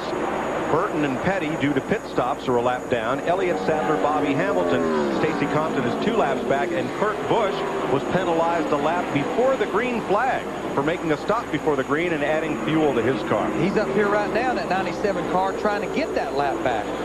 I tell you, the guy, though, that Jimmy Spencer took 4 tires. He was our leader before those for that pit stop, caution pit stop. He's coming back through the field real quickly, closing down on the front lead as we speak. That's the fastest car on the racetrack right now. Spencer with 2 Instant Cup victories. They came while he was driving for Junior Johnson, Daytona, and Talladega.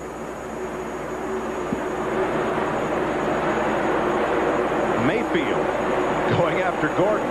Now, you see the 2 totally different driving styles there. See how Jeremy backed off early? That car shot by him on the outside. Now, watch how they come off the corner. Down low, come off. He would like to put a slide job on him, but he knew better. Oh, behind him. They're 3 wide. 4 wide. My gosh. The racing surface here is 75 feet wide. And they're using every inch of it. Well, everybody's car, you know, after a pit stop, they all adjust on them and get them working differently than they were before. Some guys like that real low line around the inside. Others are making that real high line up next to the wall working. I think that's going to just keep on improving. Up high, got new pavement up there, hadn't been raced on. I think that's going to be the place to run before the day's over. From 154 miles an hour coming up off the corner, you see the speeds climb down the front straightaway for the leaders.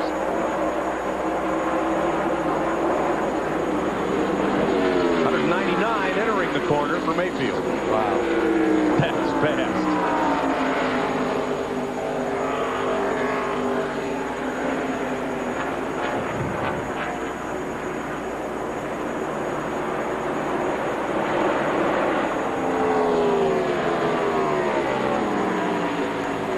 Now that's going into turn 3 back there, and you see a little bit difference in speed. There's about 3 to 4 mile an hour difference in the back straightaway into turn 3 than there is coming around this big loop here in the front, where you're in the throttle so long you get up to over 195, maybe close to 200 mile an hour. So you're already at 198 there. The front straightaway is so much faster getting down into turn 1. But you're in the throttle from the middle of 3 and 4 to the middle of 1 and 2. Long, long, long way around this front straightaway. And that's why gear selection is so critical. You need gear to get up out of 2 to keep getting peak, getting past back there, but then it really taxes the engine down the front straightaway. Well, Jimmy goes for a slide up into the corner. Climbed about 4 lanes. Yeah, he's been about running that lane almost the entire race. He goes in low, moves up high in the center, and carries it off high off the corner. From Spencer to the leader, 1.8 seconds. Well, one thing about Spencer, back in there, and he was leading the race. He knows he's got a fast car. He has a tendency to overdrive, and that'll hurt you here. And particularly, you just come out of the pits on new tires. You need to give those tires a chance to build up a little bit and not hurt them. been nearly 7 years since Spencer has been to victory lane in a Winston Cup race. Both his wins coming in July of 1994. And then Travis Carter, a lot like Andy Petrie. He's been in this business a long time and has really struggled as a car owner to win races. He's coming from the car of Ward Burton at 22. You saw it really hurt his speed right there, the interval. And Harvick got him.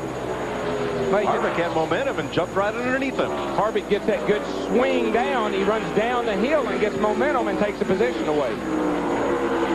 And that'll just make Jimmy mad. Boy, look at Mark Martin in that 6 car. He took 2 tires as well. He's on the move. He's hanging right there. 72 of 250 laps complete. 144 miles in the California NAPA Auto Parts 500 on Fox. Johnny Benson currently in front of Jeremy Mayfield for the lead in Fontana, California. We've had 6 different leaders and 7 lead changes. And Kevin Harvick with a pass for 5th place, Jeff Hammond. Yeah, coming off the turn 4 just a minute ago, he was following, trying to get by Jimmy Spencer as well as Ward Burton. As they come up upon them, he automatically just cuts it to the bottom of the racetrack. I mean, what a move as they come to the start-finish line and passes both Spencer and Burton to that position. As Jeannie Zelasco pointed out, yes. Look at the leaders. That's Johnny Benson right now with Mayfield, who won last year. Yeah, last year's winner, Jeremy Mayfield, makes a move right there on Johnny Benson and takes the lead as they head off down into turn 1. All right, we mentioned Kevin Harvick, as Jeannie Zelasco pointed out, of course, coming back home to California. He said a lot has changed in his life from last year to this year. Mary's Winston Cup racing. He's also continuing in the Busch Series, 2nd currently. He's currently 2nd to Greg Biffle, last year's truck champion. And as they said yesterday, the guy who get left here every year so far from California, leading the points, has won the championship. So it's looking good for Greg Biffle. And speaking of trucks, this year's Craftsman Truck Series, after 4 of 24 races, Scott Riggs leading Joe Ruttman. Yeah, the wily veteran. I'm telling you right now, Joe just keeps hanging in there. But I really like Ricky Hendrick in that Hendrick truck, who's Rick Hendrick's son. He's doing an exceptional job this year. All right, meanwhile, the fun of the son of Fontana continues. Let's go up to the booth with Mike, Larry, and Darrell. 78 laps complete.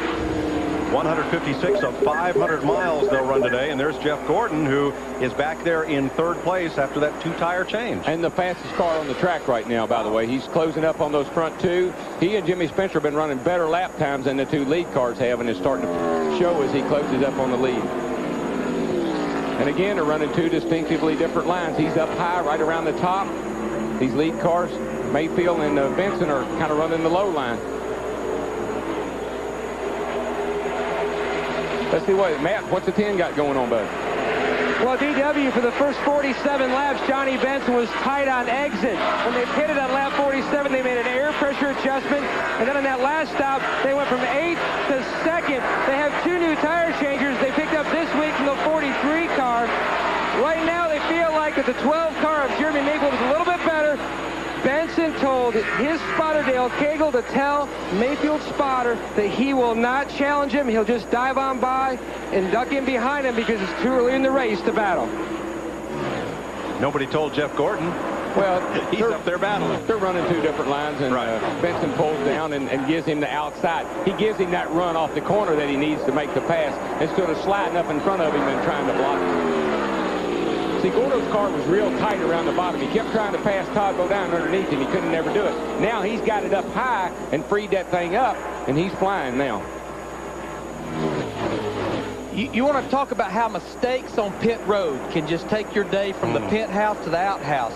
Todd Bodine running in the top 5, stalled out on pit road, couldn't get it going. He's all the way back in 25th position, and he can't seem to go any further forward than that. And another guy, you talked about Dale Jarrett, sitting up there fighting for the lead of the race. Catch can, gets stuck in the car, he has to come back in. He's marred back in 33rd position. You can't make mistakes on pit road. It's just so difficult to pass. Well, tell that to Jeff Gordon, because here he comes again. Seems to be difficult to pass. Some guys seem to be able to do it better than others. He takes the inside on Mayfield, and he might bring Benson with him. And normally at this point in the show, you just don't really put up that big a fight. Again, I keep saying this, but the spotters and the crew chiefs are saying, hey, that 24 car's a little quicker. Fall in behind him, follow him, and see what he's doing that we're not doing so we can race him at the end. knowing this racetrack is wide. You can run side by side, 3 wide, 4 wide, nice and smooth, 3 grooves. Instead of holding people up, you know, when they are faster than you are, get in behind them and go to school on them. See what line they're running. See what they're doing that you can do that you haven't been doing, so you can be there for the finish. Benson had a look under Mayfield and now settles back in behind him in 3rd. Did I say settle? No, I don't think so. Better not. Seems to be a little bit better than Jeremy right now. Guys, one of our fastest cars, though, is Kevin Harvick in that 29 car. He's starting to run that high line. He's all over the back of Jimmy Spencer right now in the 26 car. Yeah, Spencer pulled past him and got away from him for a little while, but Harvick's closing right back up on the back of Spencer and might be able to make the pass. Now's when the guy with the low gear is going to really start to shine, because he can get a jump up off of that second turn. That's tight off of there, and you don't run the back straightaway as fast, so you need low gears to get up the back. And when a car is tight, a lower gear, it will actually help the tightness. It will help the car turn. You're putting more power to the rear wheels. It's a combination of, the cars have to be tight. You can't run them loose. You can't put 800 horsepower down to the racetrack if your car is loose. So you got to make a combination of changes to make it where you'll accelerate straight up off the corner. These fans are loving this battle with Jimmy Spencer and Kevin Harvick right now. Well, the other local fans here, Harvick fans. Let me show you what tight is. Car goes down in the corner. He's trying to turn. See how high up in the racetrack you'll get? You get way up there. And that's when your car is tight. And then, of course, it'll exit real high off the corner. Because see how far your hands are over here? That's about the, 11 o'clock position. That's showing the car way, way tight. Hands need to be at about the 12 o'clock position. Now, here we are inside the car. Actual time, real time right here. And let me show you. He's coming around through the front straightaway here. So he's just leaned on a little bit. See, he's about at the 12, just a little between 11 and 12. And that's not a bad place to be. Now, he's going to crank on a little bit more for exit, make it turn. Fight it a little bit because it's trying to put the power down. But he's working that steering wheel. Now, see how nice and comfortable he is down the straightaway, hands relaxed, car's handling good. Now, this turn, the 3rd turn, is a little more abrupt. You really got to crank it in here a little harder. See how much further over to the left his hands are? It's a little tighter through there. Now, he's going to play with it off the corner here, just kind of letting it go where it wants to. And, Darrell, the other way you control that tightness, you have to back off the throttle, play with the throttle a little bit as well. If we could see his feet, we'd see that his hands and his feet are doing very similar things. You see there, he touches the brake. As he backs off the throttle, entering the corner, just touches that brake right there. Just a little bit. Off the brake, wide open throttle. Well, speaking of brakes, we'll take one. As you ride with Johnny Benson, the 2nd place car behind Jeff Gordon. With Mayfield, Spencer, and Harvick, the top 5 in the NAPA Auto Parts 500 on Fox.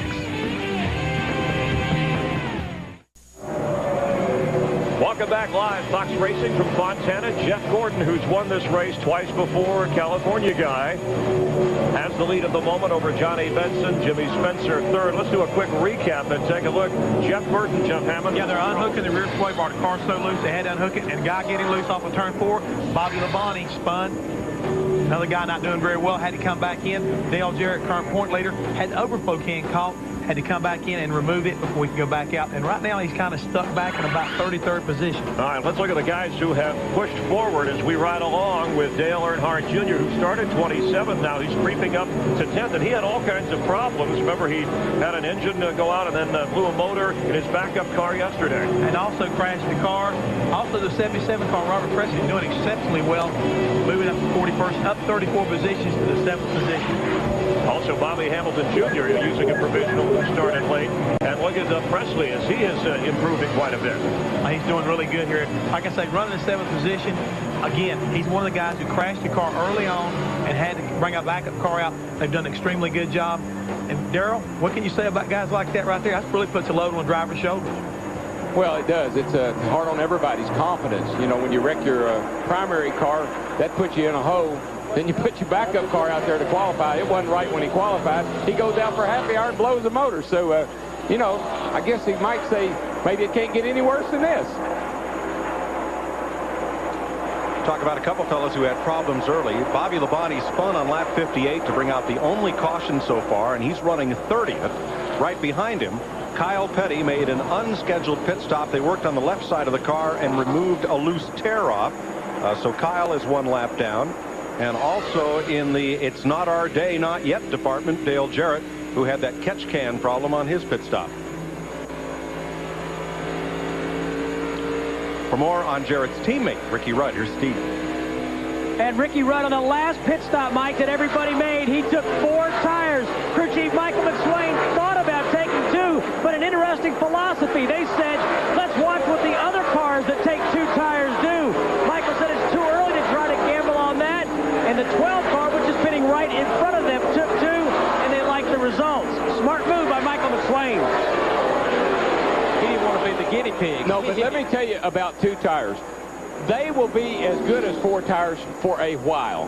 Where the 4 tires will start to shine is when we get close to pitting again. And those cars with 4 tires are going to have somewhat of an advantage over those that only took 2. Looking right behind Ricky Rudd, Kurt Busch. You're going to see a lot of maturity from a young driver right here today because he started this race 1 lap down at the green flag because of a miscue on pit road when he came in to change left side tires. They added fuel. That's against the rules before the race starts. So he's a lap down. But this is a young fella who 4 years ago was stocking supermarket shelves. And it proves you got to have a dream, you got to have a passion, and you got to go after it. He went after it, caught the eye of Jack Roush, and now 4 years removed from high school in that supermarket, he's racing in Winston Cup. Well, I tell kids all the time, have a passion, care about something, whatever it is, and then pursue it with all your heart. Jeff Gordon. The only thing here that is more on rails than Jeff Gordon are the Metrolink trains parked out on the backstretch that brought some 9,000 fans here to the Speedway. The only Speedway with mass transit right to its door in America. And that's a great way to go to the races. No traffic jams, no tie-ups. Next time, I'm taking the train. We go to leave here today with 92,000 plus people leaving here. We're probably going to wish we were on the train. You're not kidding. Yeah, and it'll be take a ticket, take a seat, too.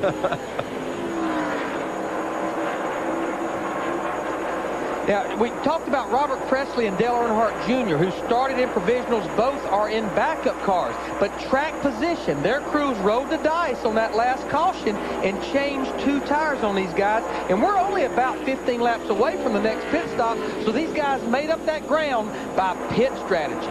2 tires. Now, here's the situation, and sometimes I get myself into second-guessing everything that we do or have done.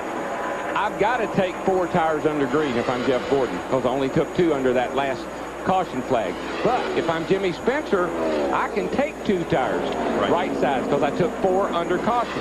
So the roles could reverse now, and Gordon could come out behind Jimmy Spencer. Spencer runs 3rd. You're riding with Johnny Benson in 2nd behind leader Jeff Gordon. Go, Jeff. What? Darrell, one more thing. Think about it like this, though, buddy. If you've got a pit crew, and we've already seen it, guys doing stops, 14.4. You got to get the car full of gas. It takes 11 to 12 seconds to get it full of gas. Why not go ahead and put 4 tires on it and not worry about it at this point in the race? Well, no, it's a good point. I mean, but later on, when it came down to the stretch, that's why I like to put 4 under caution. I always like to take 4 tires if I can. And I agree with you. That's the smartest thing to do. It'll never, ever beat you. It'll never, ever beat you. And we don't like beating ourselves, do we, bud? Heck no, I sure don't. I always hear about it on Monday. Dale Earnhardt Jr. drives past Robert Presley to move up to 8th. They've been battling for 10 laps. Jeff Gordon, your leader, by 2.4 seconds over Johnny Benson. We've run nearly 200 miles here in California. The NAPA Auto Parts 500 on Fox is brought to you by MBNA, issuer of the official NASCAR credit card. Log on, MBNA.com. You're watching Fox Racing from Fontana, and on the Fox family of networks, as Jeff Gordon has the lead. He's won here twice. Don't forget, Totally NASCAR on Fox Sports Net tonight at 9 and every Sunday at 9 o'clock. Jeff Gordon has led 29 laps now We've had 7 leaders, 9 lead changes. Don't forget Victory Lane tonight at 9 o'clock on the Fox Sports Net. Totally NASCAR weeknights at 6 o'clock on Fox Sports Net with Steve Burns. And Jeff Hammond, Kevin Harvick. We talked about the 2 Californians here. Kevin Harvick making a move once again. Yeah, he's California dreaming, I think, right now. He's dreaming of getting to Victory Lane. Car looks extremely good. He's got a nice rhythm going. We're not even halfway, and I see a lot of these teams, they're already kind of getting an idea of what kind of strategies they want to get into, working on their cars, getting them balanced out. Racetracks coming in. We're getting 2 grooves. I mean, we got a really exciting race getting ready to develop. Let's go down to Jeannie Zalasko for more on Kevin Harvick. Jeannie? Well, Chris, Jeff hit on it exactly. The 29 car of Kevin Harvick. They feel like they have it balanced now because they took that rubber out of the right rear, that last pit stop, and now he says the car is great. It was really loose, and he has no complaints.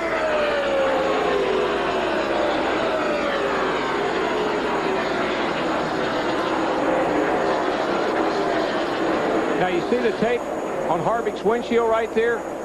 That's in there because as he's going down that back straightaway into that 3rd turn, he's looking right into the sun. And the later in the day it gets, the more of a factor that will be. So it just gives him a little shade. It's like pulling down your sun visor.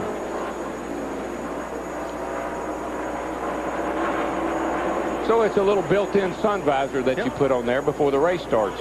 Harvick looking over Johnny Benson for 3rd place here. A lot of drivers with a lot of experience will figure that out, you know, after the race is over with. And these guys sit pretty low in the race car, don't even use that part of the windshield to look out.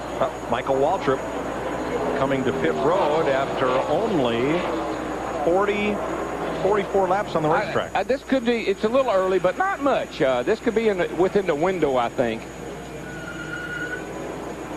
Mike Wallace also coming in. Now both these are lead lap cars, but running right toward the tail end of the lead lap. Yeah, Michael had gotten up to 15th there, and he was his car was looking a lot better than it did in the start of the race. I can say that. And still this battle goes on with now Harvick moving past Benson. You got to love coming here to California. I saw a PT Cruiser panel truck in the parking lot yesterday. Chrysler doesn't make one. There's a Hummer limousine stretch in the parking lot. There's a Surf Woody out there. This is cool. My favorite thing was the garbage truck with chrome wheels, though, buddy. You don't see that back east. No. Michael Waltrip's teammate, Steve Park, he's on pit road. Mike Skinner's on pit road, Matt Yoakum. Well, the problem for Steve Park is a problem that he's had most of the day and yesterday in the morning practice session. His car was very, very tight. You see them cranking, making a wedge and track bar adjustment. They also made an air pressure adjustment. A 4-tire stop for the 1 car of Steve Park. And now he pulls away. 15.3 seconds for Walt Smith and the boys. To Dick. And Mike Skinner just pulls away. They put a little bit more wedge in that car. He's been loose all day, and they're trying to tighten it up for him. Stacey Compton's in, Todd Bodine, Andy Houston, all making pit stops, and Terry Labonte. This is a lot of the same group that pitted early when we was under green the last time, around lap 50. Todd Bodine was a contender until his first pit stop. See if they fare better this time. Maybe they can help him out here this time. They're going to make an adjustment back there. You can see the guy stick the wrench down in there. He makes a turn on the track bar, look like. Dave Blaney, Johnny Benson come to pit road, and Jeremy Mayfield. As we keep an eye on leader Jeff Gordon as green flag pit stops at lap 107. 3rd place car Benson in. Matt? Johnny Benson hits pit road. The same thing for the 10 car. He was a little bit tight. That's all he could muster, he said, so that's why he just ducked in and started riding. They come around to work on the left side. Remember, we told you 2 new tire changes. A lot of changes on this over-the-wall crowd for this James Ince-led team. And he's down and away. Jeff Burton, Jeff Gordon both in. Jimmy Spencer. Mayfield completing his stop. Here's Steve. And this time, Jeremy Mayfield gets 4 tires and a chassis adjustment. He said he had been loose in and tight off. 4 tires for Jeremy Mayfield. Matt Yoakum. 55 miles per hour, the pit road speed. Jeff Gordon hits his marks. He was talking about his car being a little tight in the center of the corner and tight off. They throw around the possibilities of a wedge adjustment. The 8 car could possibly be out of fuel. No chassis adjustments on the 24 as the 26 car is out. They did make an air pressure adjustment in the right rear, trying to loosen that car up a little bit. Jeff Gordon is back to the action. Jimmy Spencer, Bobby Labonte, Bill Elliott in, Robert Presley, Kyle Petty, Jerry Nadeau, Hut Strickland, Bobby Hamilton, Dale Earnhardt Jr., now Kevin Harvick and Rusty Wallace. They're running a lot of tape on these cars, Larry. Look at that. The only opening on the car is up here on the upper grill. All the bottom closed off solid. I noticed Jeff Gordon's car is the same way. Private racetrack. There you see him trying to push him and get him started. He was out of fuel. Looked like they was going to shoot a little ether down in the cow.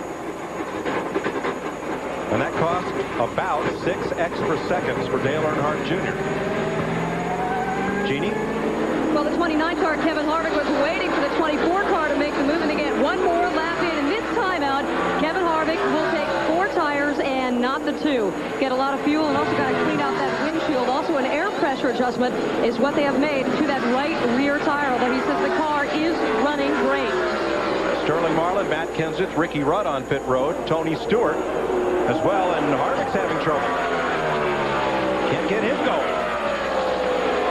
He wasn't out of fuel. He just stalled it as he dropped the clutch to leave the pits.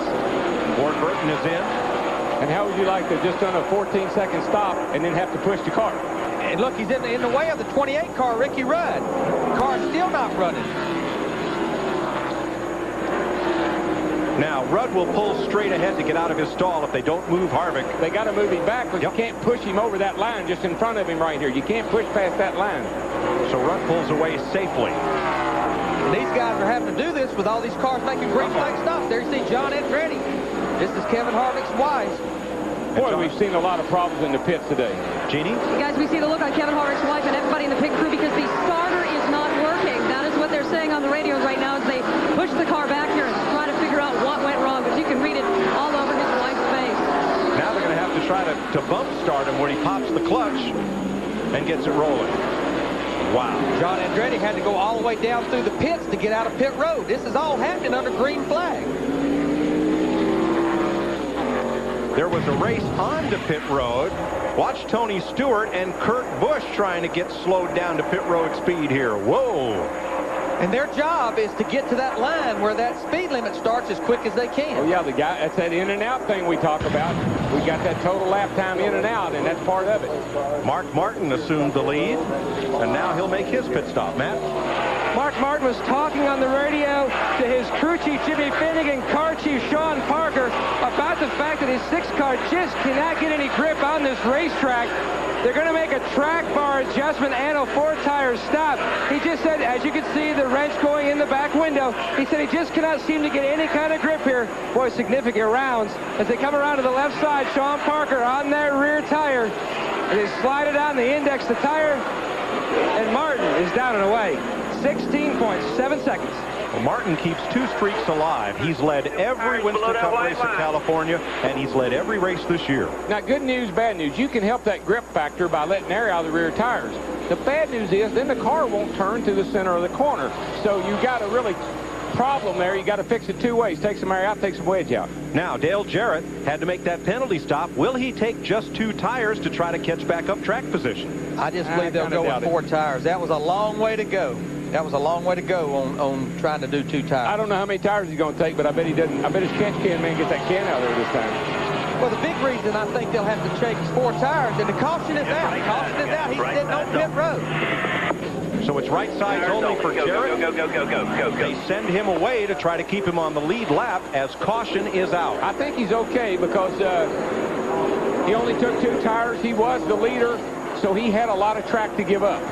And this will keep him on the lead lap, Matt Yoakum. They were going to make a 4-tire stop, Larry, but when the caution came out, Todd Parrott wisely, when they finished service on the right side, said go, go, go, go, go. Shocked a few people, including Steve Allen, the gas man, until they too realized that we're under caution.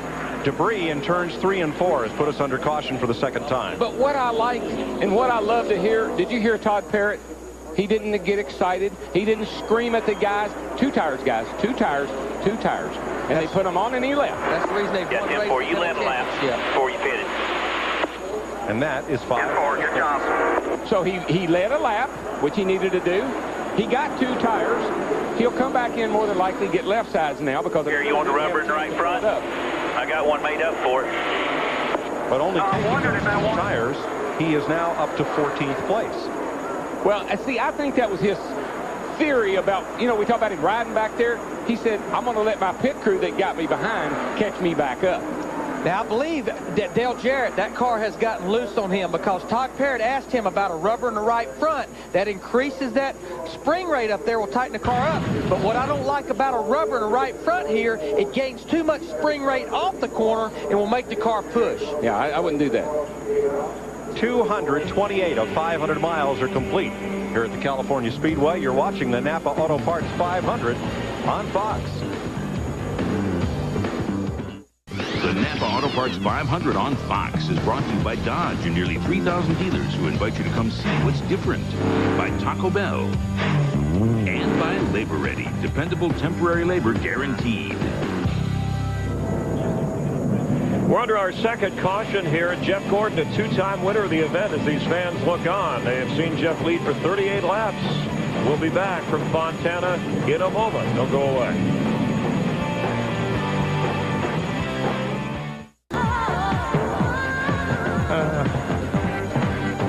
Oh, I didn't realize we're on. All right.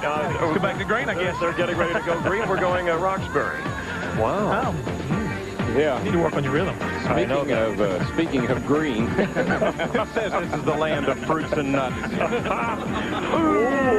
It's a very, and flakes. There's a few flakes. The last time I saw Jeff do that, he's telling me, don't worry, we'll fix it. It's a very agricultural community out here. Up there, It's like a bowl of cereal up there. Fruits, nuts, flakes. Yeah. Jeff Hammond, you notice I'm not saying a word. That's right, Larry. Yeah, Larry, You know what? He's been heffing Jeff. Couple of slow leaks down there. I think you've heard enough from us for a minute. Why don't we just crank it up on this restart, let you enjoy all that pure American horsepower.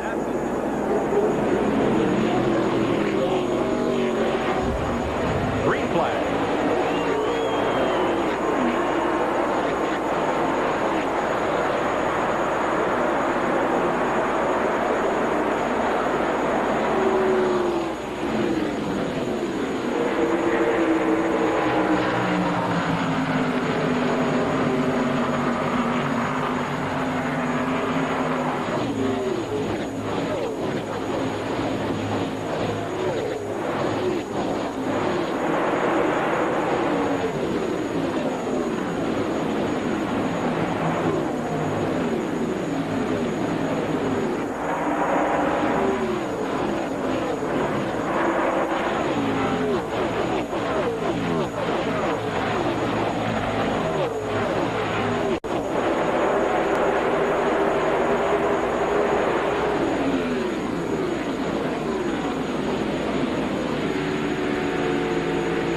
You like in-car cameras? We've got your in-car cameras. Take your pick. It's like looking at a family photo album. Hollywood Squares. The Brady family? A little dysfunctional, I might add.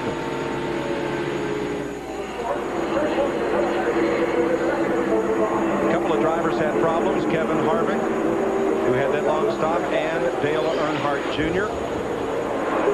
trying to hang on the lead lap. Dick Bertrand. Well, Jimmy Spencer ran out of fuel as well, but fortunately the engine refired. He got it back into the pits. They only got 48 laps out of the last tank of gas. That's not enough. They are concerned about fuel mileage. Tony Stewart's crew right now is telling them to be very, very careful on the low air pressure. Don't lose it. He almost did last time out of the pit stops. To Steve Burns. Well, Dick, speaking of slow leaks, Jeremy Mayfield said he thought he had one during those caution laps. He pulled up next to his teammate, Rusty Wallace, asked Rusty to do a visual ID. Rusty said the tire's fine, but Jeremy Mayfield is saying he is definitely better on 2 tires than 4. Jeannie? Well, guys, as it turns out, Kevin Harvick was indeed also coming out of gas as he's coming down pit road. Their calculations said he could go 4 more laps. Now, Harvick is asked, were we off because we picked up speed? Crew chief Kevin Hamlin said, no, we thought we could get 53 laps out of a tank of gas, and it's not going to be that way this afternoon. Matt? Under that caution, Dale Jarrett made another visit to pit road. They completed the service. Their planned 4-tire stop, which then became a 2-tire stop when the yellow dropped. Steve Allen, the gas man, was only able on that first stop to get 1 round in on the chassis. When it came back down, he put the other round in. His car was very, very loose. Now Dale Jarrett has still been running in the 21st position. No word yet on how his car is now. I believe his car is better.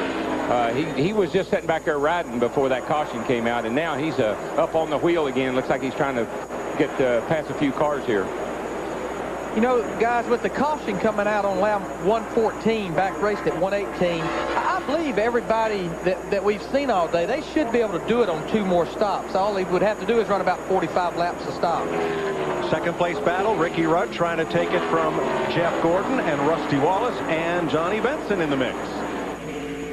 Boy, the 24 car, he drove it down in the corner, Darrell. Yeah, he did, but, you know, he's running that real high line, and when these guys have got new tires on, they can get under you. He's going to have to wait for their tires to give up a little bit, then I think he'll be all right. Jeff Gordon I'm talking about. But when you got fresh tires on, you can go back to the bottom, but it's really slick down there, and the more laps you put on your tires, the harder it is to stay there. Jimmy Spencer, the leader. Gordon leading this pack for second place. Coming outside on your comes quarter. Up into the mix. So does the 12 of Jeremy Mayfield. That's what you call boxed right there. We heard Sterling talk about he was boxed last week. Well, he is boxed.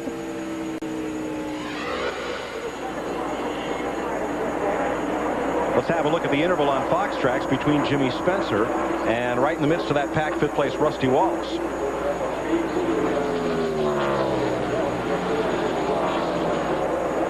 Wallace completing the pass on Benson, now up to 4th. He's gaining in a hurry, too. If you look at the interval right there.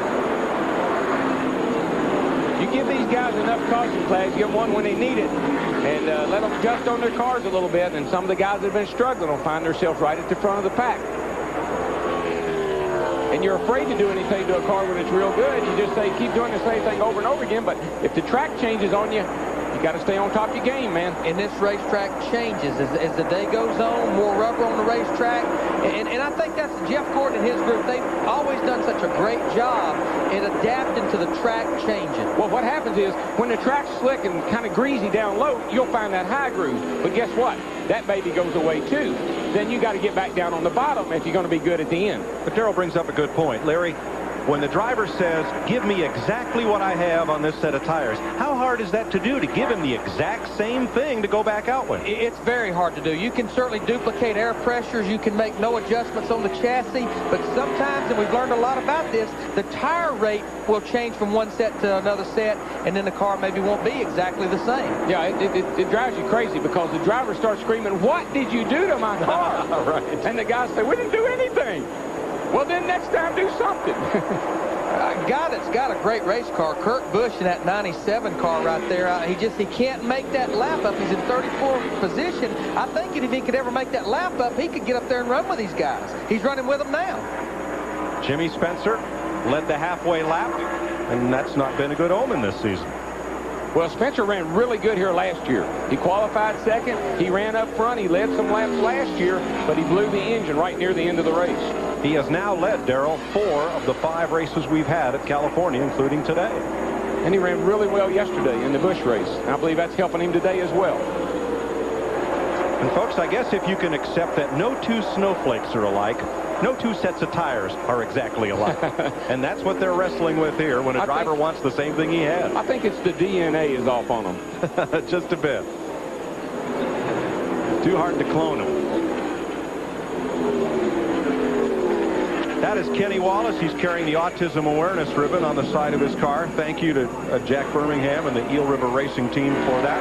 But Wallace says that this unsponsored car is burning up money at the rate of $200,000 a race and may have to skip Richmond if they don't land a sponsor. In 1998, I had my own team. It was costing me $450,000 to $600,000 a month that was coming out of my pocket to keep my car on the racetrack without a sponsor. This sport will bring you to your knees. You got to have you can make a small fortune in racing, but you better start with a big one. Second place battle. Rusty Wallace in the middle of it. Puts his Miller car underneath the Haviland 28 of Ricky Rudd and going after Jeff Gordon. Those 3 cars, they run, all 3 of them run different lines through turn 1 and 2 right then.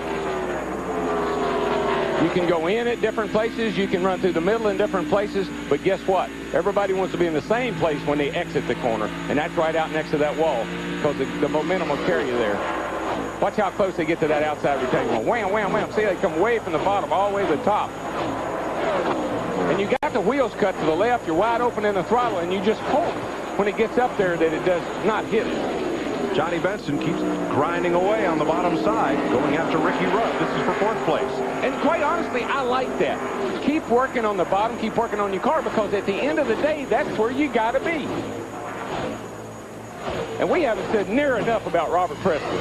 Nope. I mean, he has given that thing a whale of a ride. He's been in the top 10 the whole race. But you got to go back to the strategy those guys used after they had ran 10 laps, decided to change 2 tires, had a good race car, got that track position. Now they're proving they can stay up there.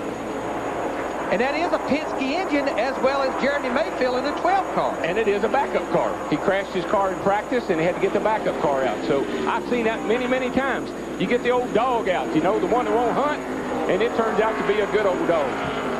Presley hoping for his first top 15 Winston Cup finish at the California Speedway.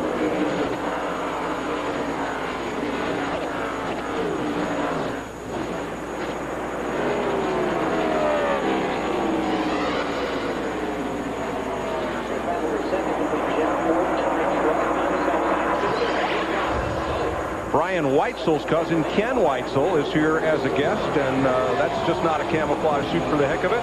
He was one of the 3 pilots in the missing man formation of the flyover during the pre-race today. Another look at it. They're running almost as fast as Jimmy Spencer is here in California right now. California Speedway next week. FX Friday qualifying. A Winston Cup practice, the push race. Friday night, 7:30 Eastern, 4:30 Pacific. That's on FX. And then Saturday, NASCAR this morning. Note the special day, 10 o'clock Eastern, from Sunday to Saturday. And then the 400-mile Winston Cup race under the lights at Short Track at Richmond. And if you don't get FX, to get it, 1-800-FX. FX1. At least you know who you're calling. That's 1-800-FX1. Pay attention. You'll notice here in Fontana that Rusty Wallace has moved up to 2nd behind Jimmy Spencer. Rusty quietly staying up front all day, looking to extend his streak of 15 consecutive years of winning a race in a season. Jeff Hammond, you spoke with Robin Pemberton this morning. Yes, I did, Chris. They weren't totally happy with their race car, and he said, we didn't get a chance to make long runs yesterday, Jeff. The most we ran was 7 laps. We're not really too sure how the car's going to be, but we believe, based off of what little bit of running we didn't get to do, we've got the car very tunable. We've got to where it will allow us to work on a really hot, slick racetrack, and I believe they've hit the right combination. Of course, Jeremy Mayfield currently running 7th. His teammate Penske has won at least one race in each season for 10 consecutive seasons. Let's go back up to Mike Joy. Watching Rusty Wallace wheel around this racetrack. Runner up to Jimmy Spencer by just 0.8 of a second. Watch, you're in the middle of the corner here. Watch how close they get to the exit of the wall here. As they exit the corner, look how close they get up next to that wall. And, buddy, it doesn't take much to get you against that wall when you're out that close. And that's at full throttle coming out. See Mark Martin fishtail a little bit there, trying to keep it off the wall. You use up every inch of the racetrack that there is exiting turn 4. Best battle on the racetrack, Darrell, has been Bobby Labonte and Bill Elliott battling for 21st with Andy Houston and Hut Strickland. They almost swapped a bit of paint here a lap ago. I think Bobby, knowing him the way I do, he's in the top 20 there. He's hanging around. Don't count that cat out just yet. They worked on that car on a couple of stops, and I believe they made it a lot better for him, and we'll see what happens at the end of the day. All those cars battling for position. Joe Nemechek in 33, 17 Matt Kenseth, 11 Brett Bodine. And here is Steve Park. The 12's kind of backing up. He got past just a little bit ago and by Benson, and 12's kind of backing up a little bit. Boy, Darrell, what I like about that one car, they got that front end on the ground. That old Valence, look at it. He's sealed against that racetrack. Yeah. That's helping downforce and drag. Car down that low, that ought to be leading the race, don't you think? Doing a good job. She's looking good. He's in 8th place. A lot of tape on the bottom taped up solid. He's another guy I wouldn't count out. I think about slick racetracks like Rockingham and Vegas, and these guys all came to the front at the end of the day. This is 7th, 8th, and 9th place. Park, Stewart, Mayfield. And right behind these guys, the guy that's making his first appearance in the top 10 here today, started 20th, the 25 car of Jerry Nadeau. Talk about favorite cars. They ran this car 4 times, only finished out of the top 4 one time, 4th at Indy. He won his race in Atlanta, the final race last year, and finished 3rd in Atlanta just recently. So this has been a good race car for these guys. And that thing is sealed off pretty good, too. Notice that little ducktail on his fender right over there? That's how you clamp that left front corner. You get that pulled out there nice. You're not supposed to. No grip. No, he might not appreciate me doing that. Real loose, back on the gas, coming off. Okay, we'll work on it. That's his crew chief, Tony Furr.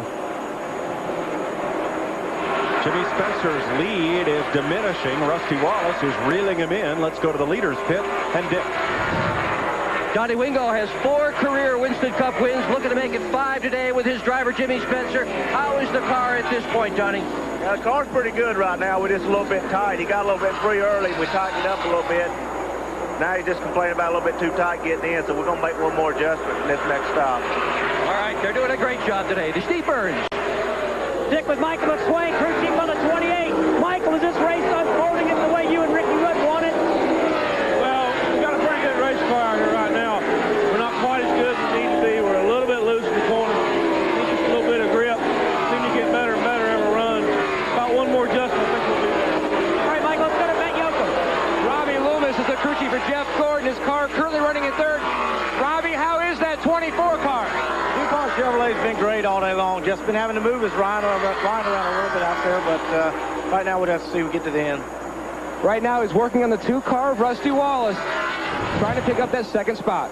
Well, like I said, when everybody's got fresh tires on, they can run the bottom. But Gordon has stayed around the top, and that will pay off at the end of these long runs because the other guys won't be able to stay on the bottom, and he's got his car set up to go high. Look, he goes around on the outside. He's going to come off the corner with a lot more straightaway speed than Rusty Wallace will. Rusty is going to either give him the line or slide up in front of him. He gives him the line. Outside. Outside by quarter. If you remember, a lot of cars passed Gordon on the restart. A lot of them passed him on the bottom of the racetrack, down low. But he's committed to the high side. Matt, what do you see? Well, one comment down here in the 24 pit, Darrell, is if you recall back to Atlanta, Jeff Gordon drove that high line, but they didn't get as good as gas mileage as a lot of other teams, and they actually ran out of gas. So that is one concern here because this is a fuel mileage racetrack. They last pitted on lap 108. No telling when they're going to stop again. Well, just think about it, folks. If you run around the inside of this racetrack, it's a 2-mile racetrack.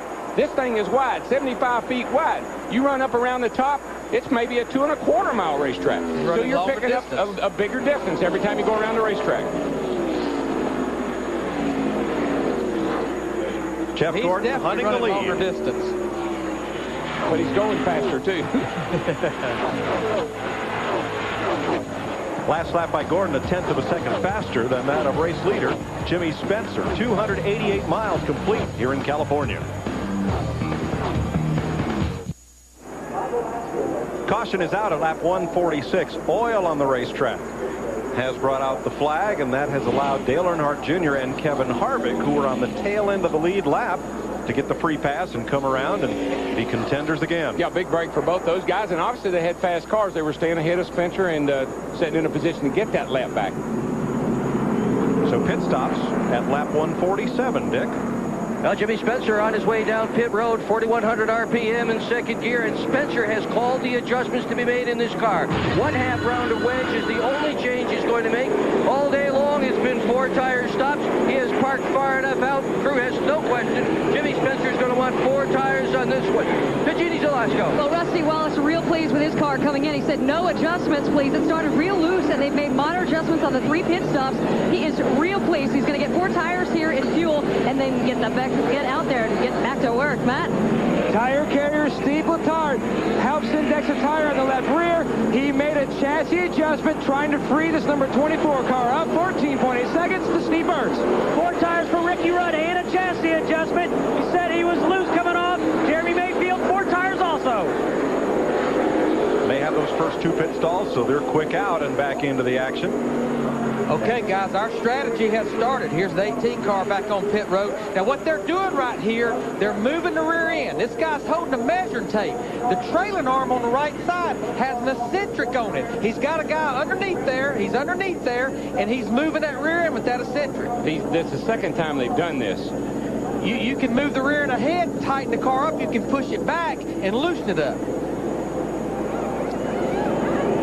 A lot of work going on the 31 car, on the Lowe's car.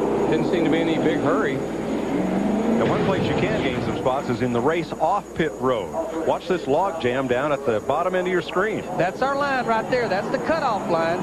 Here's Jeremy Mayfield right there. Ricky Rudd comes out. As you can see back there just low, it's starting to tighten up. These cars start out of the pit box. Jeremy. Now see, that's the good thing about having that pit right there of Jeremy Mayfield. All he had to do is go from here to here, and he beats these guys out. So we'll set the order for you when we come back, but Jeff Gordon is leading Rusty Wallace, Johnny Benson, Ricky Rudd, and Steve Hart after this round of pit stops under caution. The NAPA Auto Parts 500 on Fox is brought to you by UPS, the official delivery company of NASCAR. We want to race the truck. People love the truck. If it has wheels, you see a little bit of everything in Southern California. That old big old Pontiac Grand Prix with half the grill knocked out of it. I like that. Low riders and slammed imports and stretched Hummers. Can't believe some of the stuff they drive around here. And you know, it'll eventually get back east. May take about 10 years. Yeah.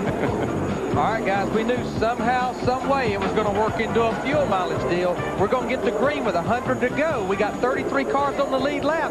Jeff, a lot of the cars at the back of the field came in and topped off where they maybe can make it on 50-lap runs too often. As we saw yesterday, Larry, you got to do it, because if you don't, somebody's going to beat you on fuel. Now, these guys up the front, they're going to have to start thinking, can we go 50 laps? Can we go 50 laps? And please, guys, don't run me out of gas. Not this close to the end.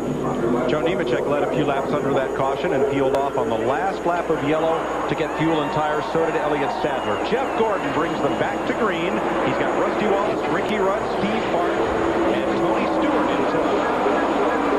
The thing about a 500-mile race, everybody can have a different strategy. The guys in the front, they got one strategy. You're in the middle and the back, you got another strategy. Jimmy Spencer was leading at the caution. He is now 6th. After pit stops, Robert Presley 7th, Johnny Benson, Jerry Nadeau, and Jeremy Mayfield. Looking for the lead. Rusty Wallace. Couldn't quite make that pass, but again, you're going to see Gordo hung up on the outside. You're going to get some cars under him. He's going to get past. But at the end of the run, he'll be right back on him. Kurt Busch in that 97 car still after trying to get that lap back. He can stay up there for a little while, but he's being very, very courteous and letting the leaders go. Just remember, he was a lap down when the green flag started the race because he came on the pit road, had a left side tire problem, but they put fuel in the car. You cannot fuel a race car before the green flag of a race. And I'm sure that was just a mistake that the gas man probably wasn't even aware of. He instinctively shot some gas in it.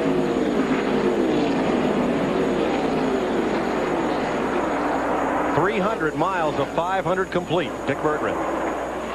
Jimmy Spencer's crew is having trouble hearing him on the radio, and that's a pretty serious problem with a guy who is calling all the shots. Spencer's deciding all of the strategy, 2 tires, 4, what to do. The problem is this place. This is an old steel mill. There's a lot of steel buried in the ground, and Spencer's not the only guy that's having trouble with radios. We've had some problems with them ourselves this weekend. Down in the corner. Michael. Trouble on the racetrack. Kenny Schrader. Michael's around into the wall. Looked like something happened to his car. Ricky Craven, the 32 car as well. Caution's out. These guys are all reacting to what they saw in if you will. They're asking. 97 maybe can get his lap back. Clear. He's trying. Yep, Kurt Busch is going to make it. Wallace is going to give him room, and Kurt Busch, who started this race, like coming outside, is back in contention. Thank you very much. Took him 150 laps, but he finally got his lap Give back. him a big hand because he has been up there trying. Jeff? Out there's what you get for having perseverance right there. A great job of that young man right there. But it's what he has a good car, and he's able to hang around the front.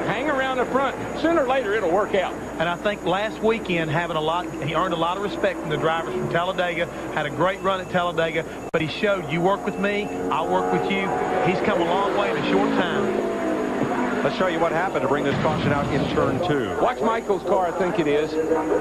Right up here in the front of the top of the screen.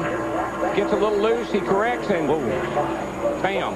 hits that outside retaining wall. And then the 32 goes around reacting to what he saw. It was almost like he overcorrected. He just, yeah, he didn't know where Michael was going to go. He didn't know if he's going to come off the wall or stay there. Have a great view.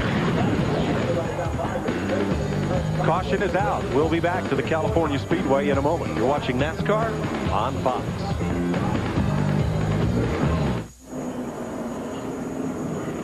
Welcome back. The NAPA Auto Parts 500. Rusty Wallace leading Jeff Gordon, Ricky Rudd running third. Tonight on Fox, it's a 90-minute Simpsons marathon at a special time.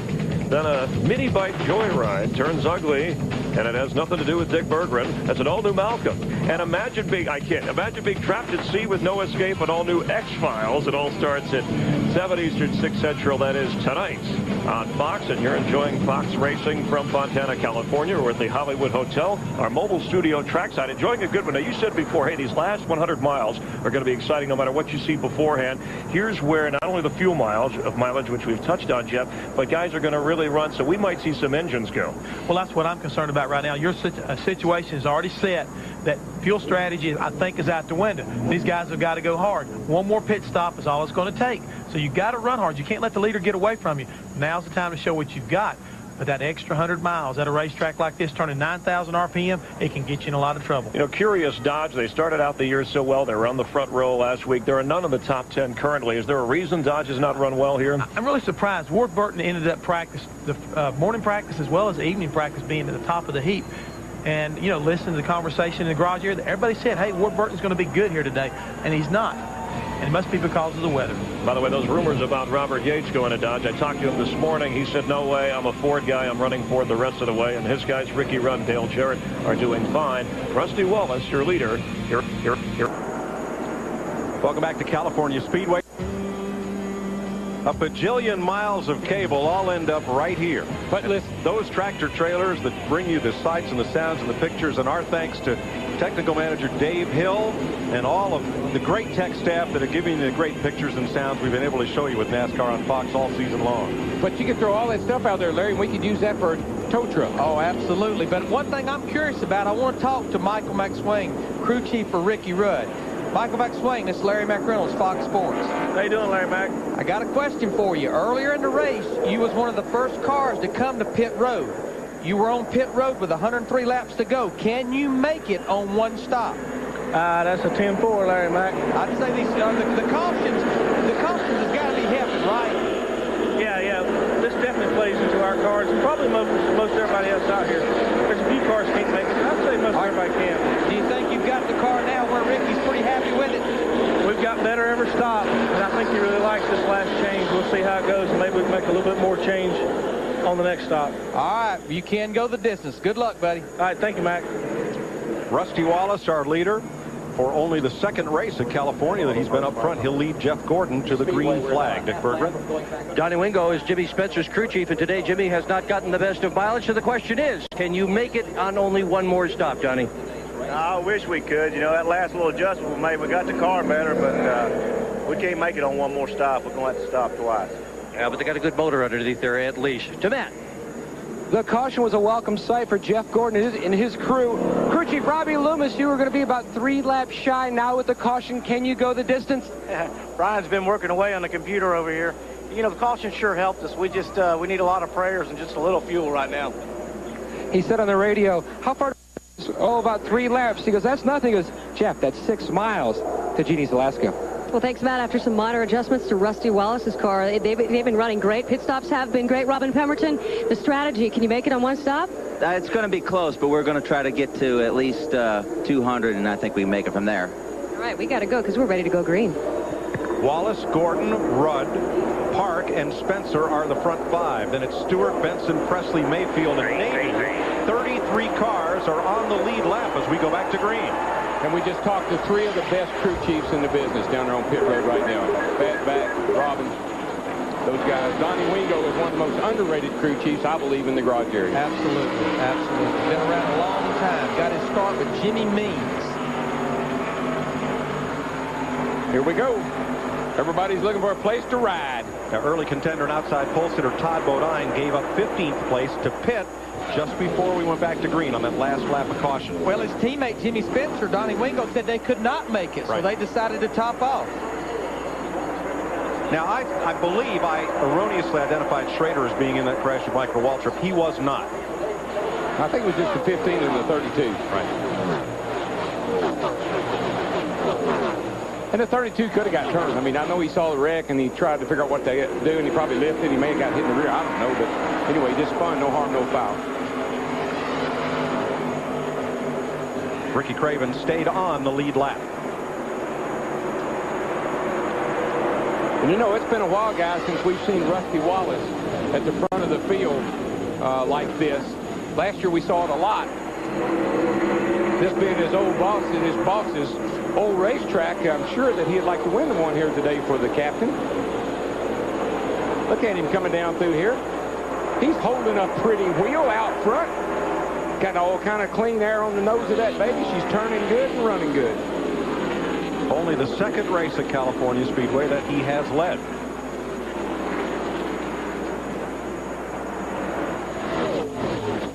NASCAR's been coming to California since 1951. This is the 97th Winston Cup, previously Grand National race. It's been run in the state of California. Mike, you're saying he's not led many laps here. In 4 races, he only has 1 top 10 finish here, and that was 8th a year ago. What we'll start watching for now is a little attrition. The last 100 miles has been referred to a number of times is when these engines, particularly when they get bunched up like this is when they turn the most RPM, because you've got a lot of cars to draft off of. And you can really, really run that tack up over 9,000. These babies have been out there for a while, so watch for some engine failures. Larry, are you starting to plan already for that last pit stop? Will it be 2 tires, 4 tires, or will it be tires? I got to go with 4 tires because you're going to have almost 50 laps to go when they're in there for the pit. And one reason, especially like Robbie Loomis, they wanted to see as many caution laps as possible is because that conserves fuel. 2 caution laps is like 1 green lap. The more they could run there, the more they could conserve fuel.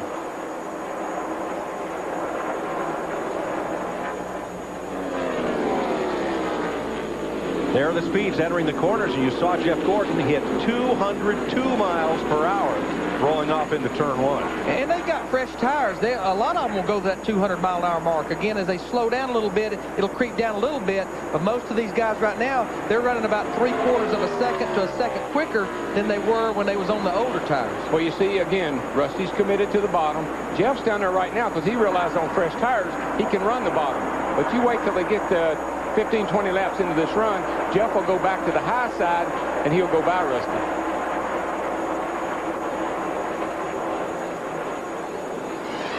And there's guys now that are trying to get themselves, that are middle of the pack, that have had problems. They're trying to get themselves in a position to win this race. And here's one of them, 88 Dale Jarrett, had that catch can problem on an early pit stop, cost him a penalty stop, and now he's fought his way back to 11. And the same thing he did at Darlington. They had trouble in the pits. He kind of lingered around the back for a while. We didn't talk much about him. First thing you know, he was middle of the pack, and at the end of the day, he won the race. There's his deficit to race leader Rusty Wallace and that of Mark Martin. They're working on Jeff Burton, who's been a lap down for much of the day. And there's where Burton took away Jarrett's line. He couldn't let the car go out to the wall, and it opened the door for Mark Martin to come down underneath of him. Still 3 wide. Well, how about Sterling Marlin in the 40 car? They've been adjusting on that car all day, and he's moved up into the 13th position. At one point, he was almost fixing to go a lap down. Now here they go down the back, and you'll see that the speeds are somewhat slower because, again, the back straightaway is just not as long as this front straightaway is. Marlin keeping pace right with them. Jeff Gordon's got this joint figured out, though, hasn't he? I mean, he has been the man out here every time we've been here. Circumstances probably kept him from winning all of them. Well, he has been the man every other time we've been here, and we're in an odd-numbered year. In 97, 99, he won, so 01, I guess it's his turn again. But racing's never that simple. Thank goodness. I wish you could count on it like that.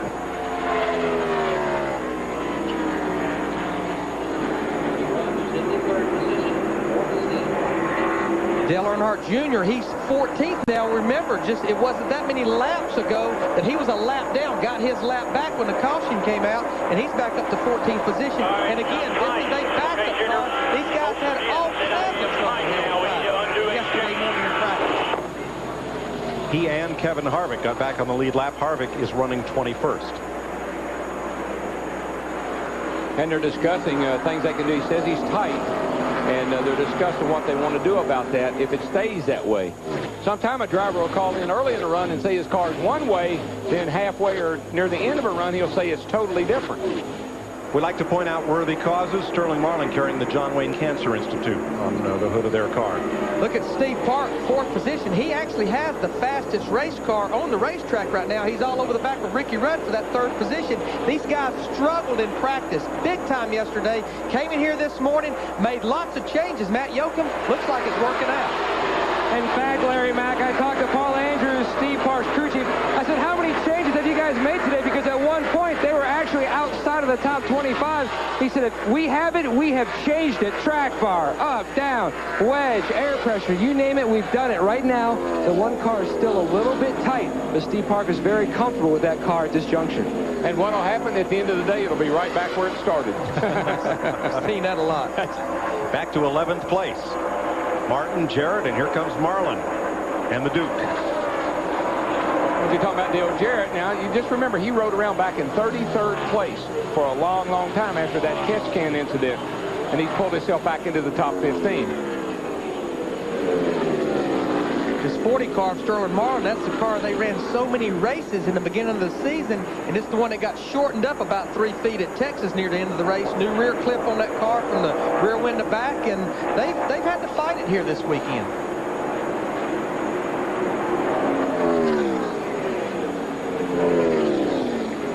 Hut Strickland battling Andy Houston. Strickland having a good day. 16th for Junie Dunleavy. That's one of the 90 cars. Best runs of the year. Well, Felipe Lopez has come over, and I tell you, Felipe's a mighty sharp crew chief. I enjoyed working with him, and I think he's helped this team a lot. Jeff Burton in that 99 car. Boy, one lap down here puts you way back. He's in 36th position. Frankie Stoddard, these guys as crew chief, they came out here and tested. Felt good about their test.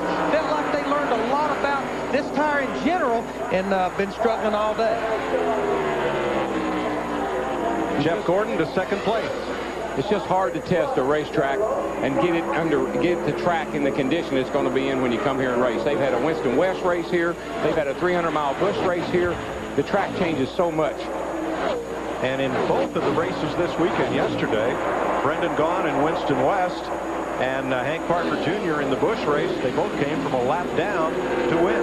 Boy, did you see the speeds going off into turn 1? Ricky Rudd, Jeff Gordon, both over 200 miles an hour off into turn 1. And only to about the mid-150s in the middle of the corner, off the gas.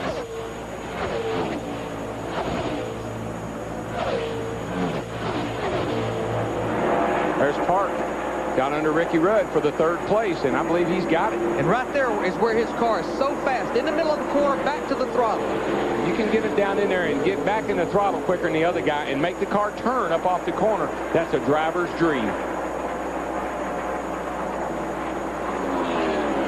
Should be Spencer trying to work his way back to the front. Tony Stewart tagging on. That's 5th and 6th place. Just a quick update.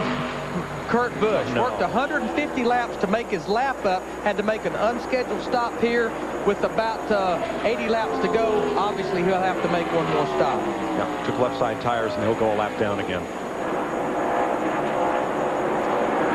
Rusty Wallace stretching it out 1 second over Jeff Gordon, Steve Park, and Ricky Rudd. Can they run him down?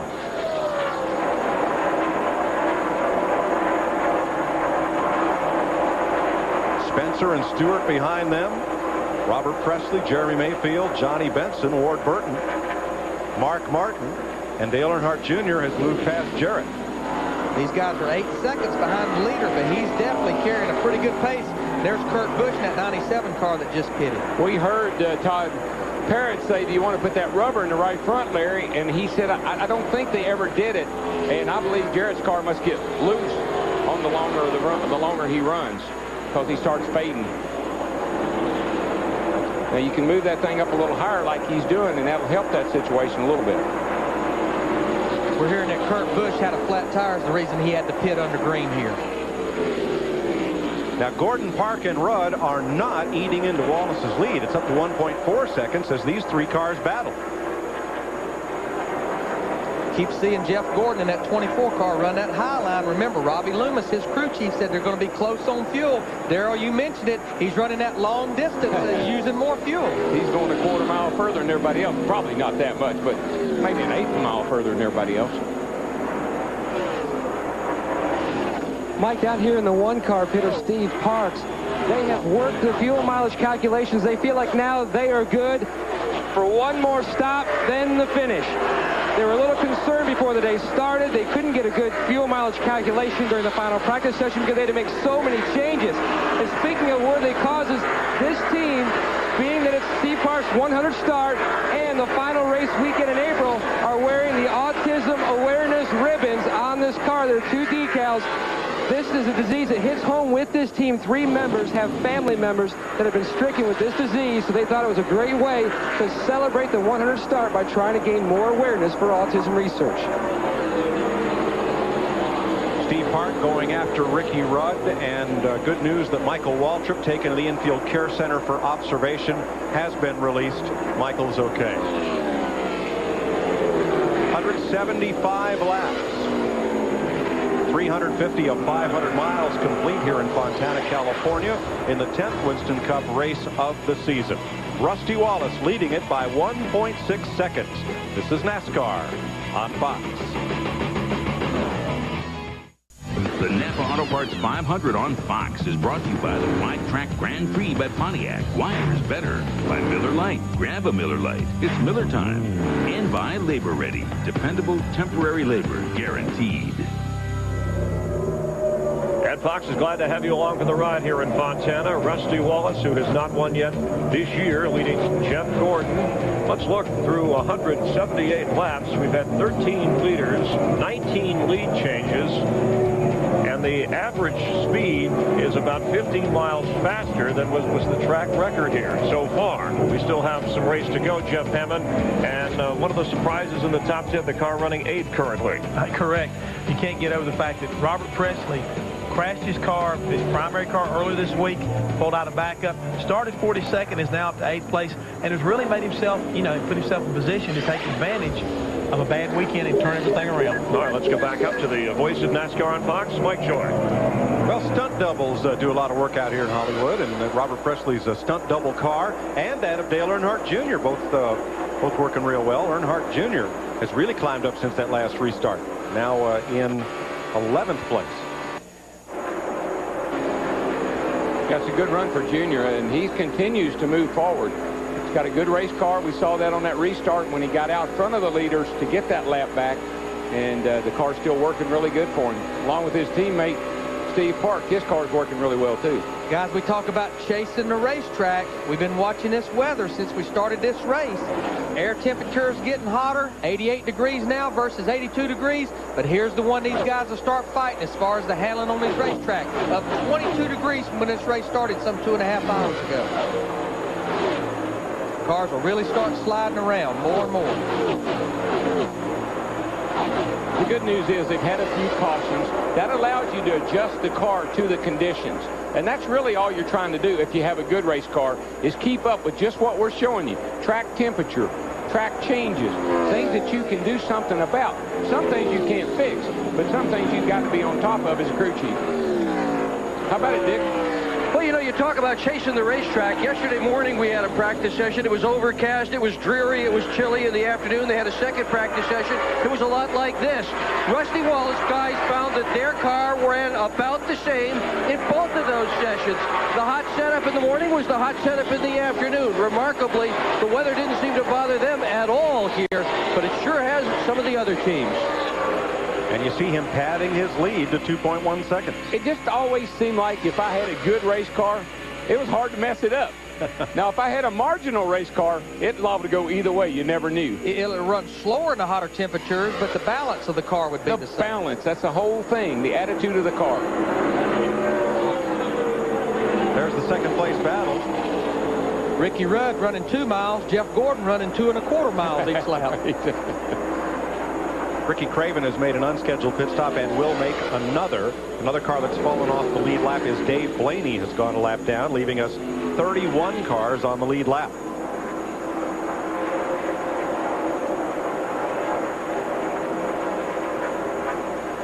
There's the lead cars going down the back straightaway. That's about a mile an hour slower than they were when they had fresh tires on. Maybe a tick more, but about a mile an hour slower when they had the fresher tires. But Rusty Wallace was one of the few cars, the only car I saw to hit that 190 going down into the back stretch. He hadn't slowed that much. About 10 miles an hour difference on entrance speed. He's still 198. Oh, 201. My goodness. Jeff Gordon, 200 miles an hour as well. So they're getting down in I believe the intensity is picking up.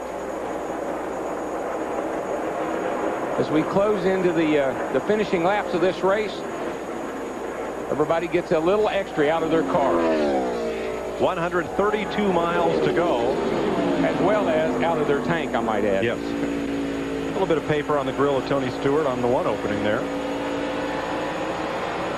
65 laps to go. Remember, most of these guys, they need to get to lap 200, I think, to know they can make it to the end of this race, about 15 laps from now. 4 cautions so far. The last one at lap 153. 250 laps make up the distance. And Ricky Craven has pulled his Calwell's number 32 into the garage area, joining Michael Waltrip as the only 2 cars out of this race. Rusty Wallace has a 2.6-second lead in Southern California. Looked like footage of the drive to the airport after Talladega. A racer's version of that is I fought the wall and the wall. That's it. Rusty Wallace, 2.4 seconds up on Jeff Gordon, Ricky Rudd, and they brought Jimmy Spencer, Tony Stewart, Steve Park all up into that one battle, but now a little gap has developed from third on back. Once again. You know, Darrell, if I'm Robin Pemberton, Rusty Wallace's crew chief, we heard him in his interview say, a little close on the fuel, 2.5-second lead. This would be a good little time maybe to conserve just a little fuel if you think you're a little close. Yeah, I've never known Rusty to really be that kind of guy. He'd rather run out of gas leading than he had to be conservative.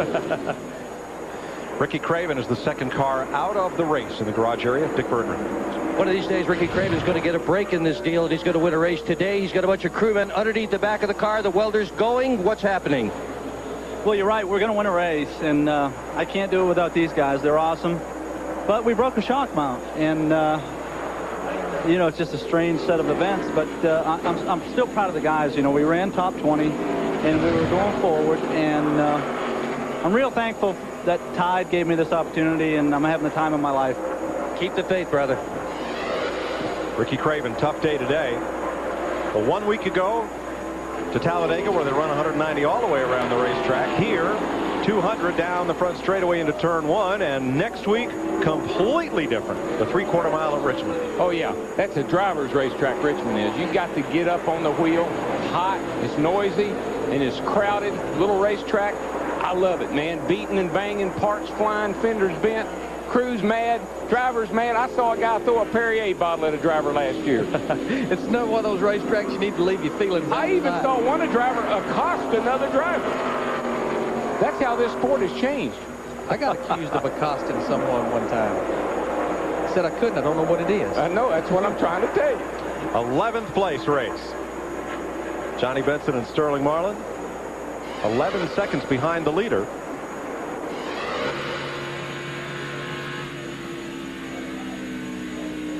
Johnny Benson to the high side. Sterling Marlin all the way about 4 car lengths lower around the bottom. And, buddy, if Johnny Benson wasn't there, Sterling could make the pass. But he's got to give Benson the room, and it loses his momentum as he comes up off the corner. And the Duke was looking on. Podna.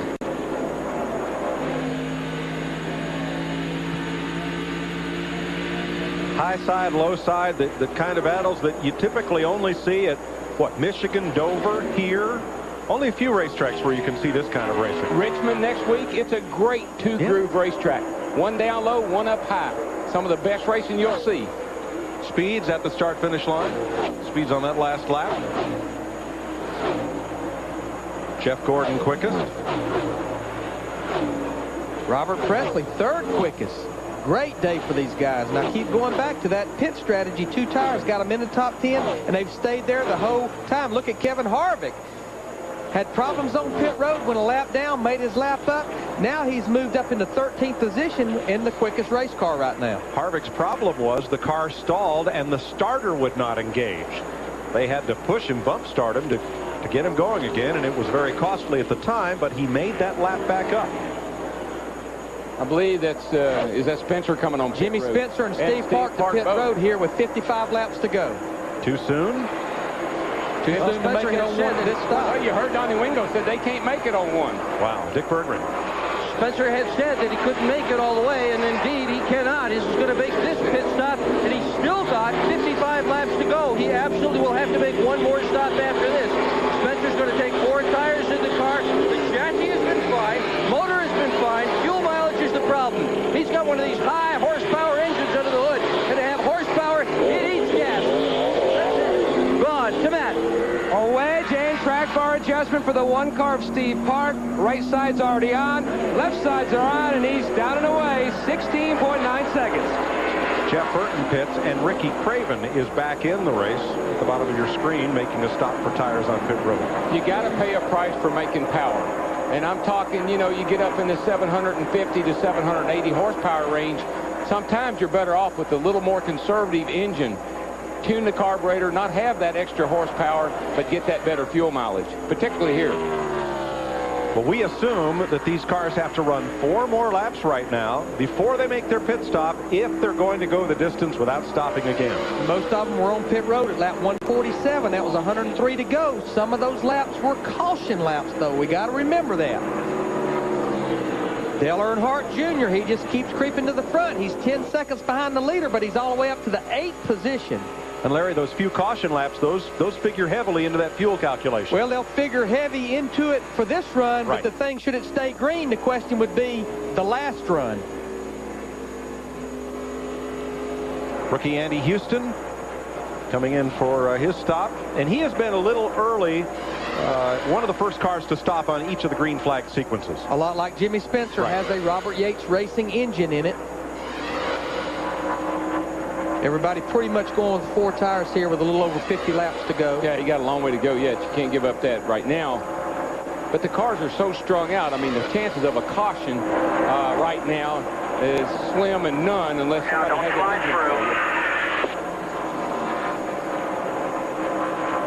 This last pit stop for a lot of teams, critical. Can't be caught speeding down pit road, leaving pit road. And we believe Rusty Wallace will be in this time. He has a 2-second lead right now. Now you want to see somebody bring it on pit road. Look at him. He's high up in the racetrack. Pit road speed. There he comes. Swings that thing down onto pit road. Pit road. 3rd gear, 2nd gear.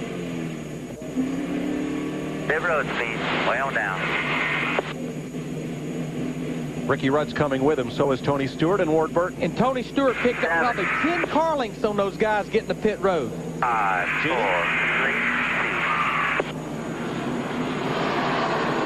Guys, crew chief Robin Pemberton with a lot of respect for his veteran driver, Rusty Wallace. He asked Rusty what adjustments he wanted. The group decision, add a pound to the right rear, take a pound out of the right front. He will take 4 tires. They're loading up on fuel. Another great pit stop. Steve? Ricky Rudd's on for 4 tires. Kevin Hall and Paul Volk are the tire carriers. Right side tires are on. Ricky said he's just a little bit tight in the center and the center off. They've already made their adjustment with air pressure. Left side tires on for Ricky Rudd. Let's go to Matt Yoakum. And Jeff Gordon, lap 200 was a scheduled final pit stop for this 24 cars. Jeff Gordon tries to win his 3rd race here in California. Again, he said his car was tight in the center of the corner. He just could not get it to turn. He hits his marks. Young Steve Letarte puts the wrench in the back window.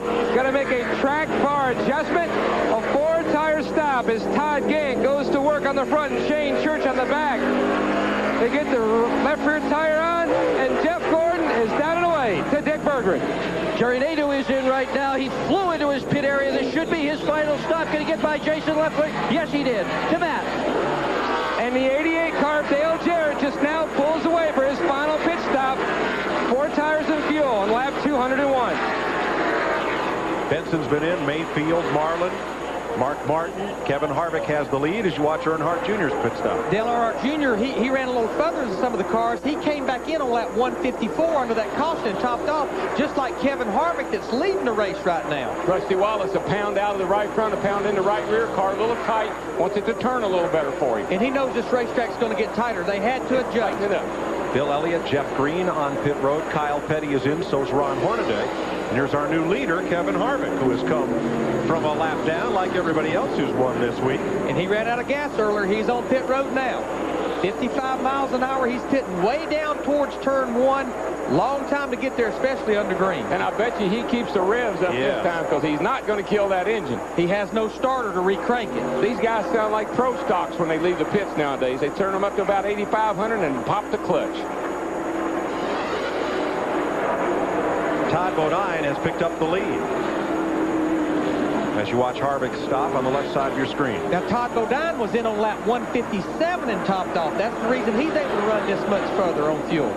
Yeah, he came back down pit road. He was at the rear of the field on the lead lap, came down pit road, got him a couple extra laps out of that thing. He's on pit road now, coming to pit road. This will give Hut Strickland the lead. Mike Skinner, Matt Kenseth, Kenny Schrader also pitting. And now Hut Strickland. Matt? And the 66 of Todd Bodine coming down pit road for his final stop this afternoon. Final scheduled stop. Larry Carter and the guys calling him into his pit box as they go to work over on the right side of the car. They're talking about any chassis adjustments. No chassis adjustments on the 66. This will be a 4-tire stop as a tire is starting to roll across pit road on the 66. They're motioning. A tire is rolling across pit road. They are stopping him. Todd Bodine is stopped on pit road. A loose tire. Tough break for the 66 car, Todd Bodine. Now he's stalled the car. They're trying to push it back.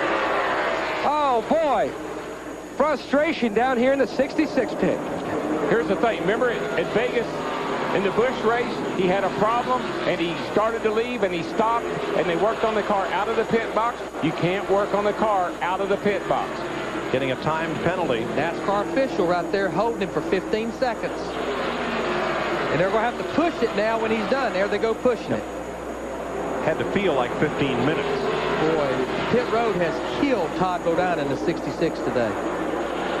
Stacey Compton and Kenny Wallace making their stops as we cycle through this round of green flag pit stops that will put Rusty Wallace back in the lead now by 4 seconds over Tony Stewart and Jeff Gordon.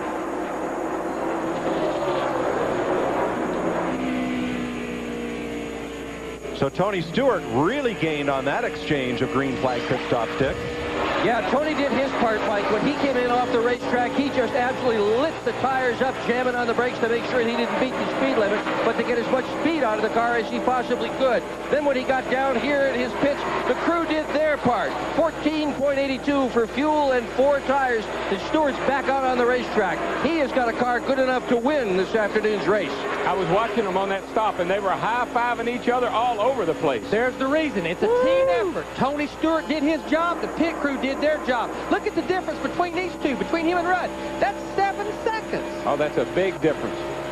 Now, that's the total number of seconds from when they cross the start-finish line on their in-lap, what we call the in-lap, the lap on which they come into the pits, and their out-lap, the lap they come out of the pits. Jerry Nadeau, 25 cars, spinning on the backstretch. Caution is out. And I believe everyone has made their pit stops under green. And I hate it. There goes your strategy, Larry. Mike Skinner going to try to make his lap up in that 31 car. Of course, Rusty Wallace, the 2 car, he is the leader right now.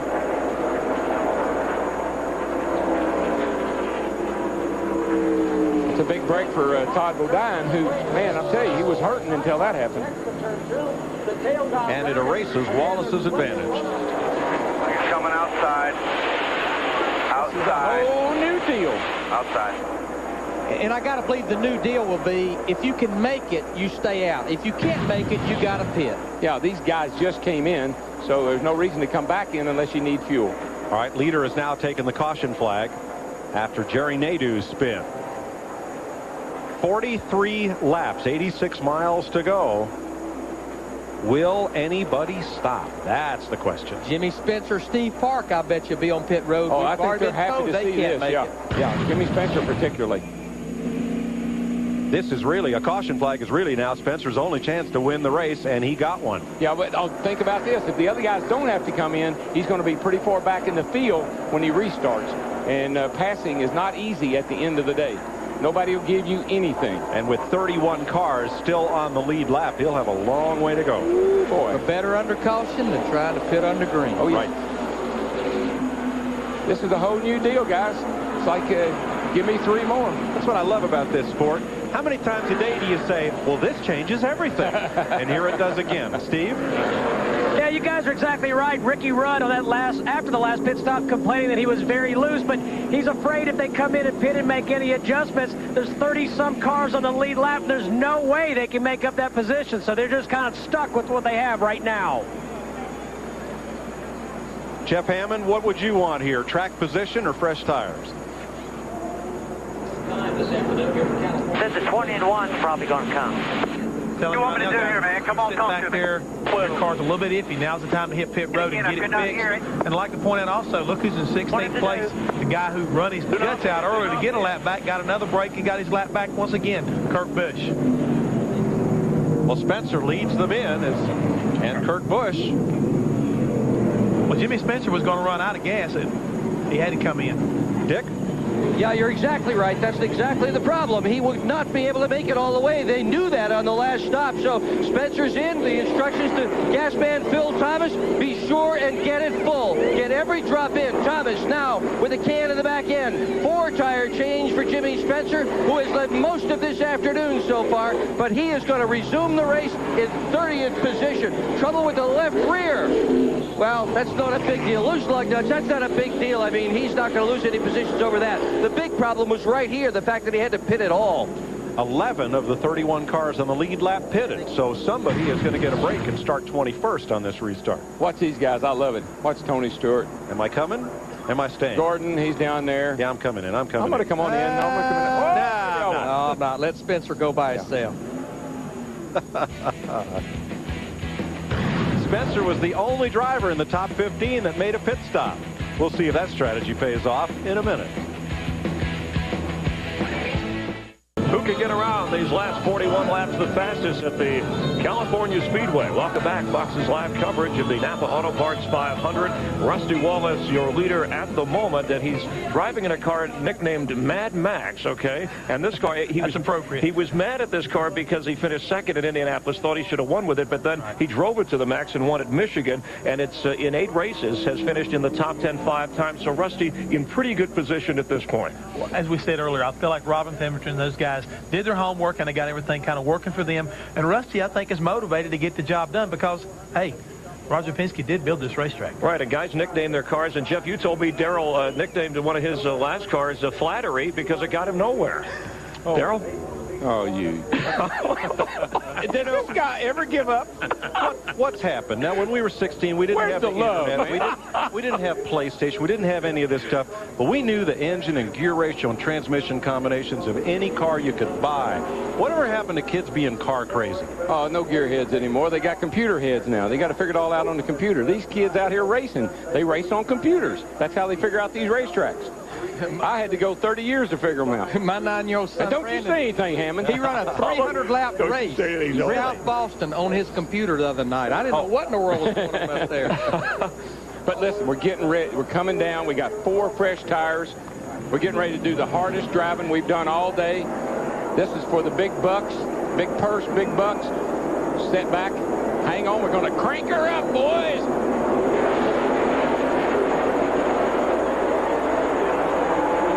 Green flag.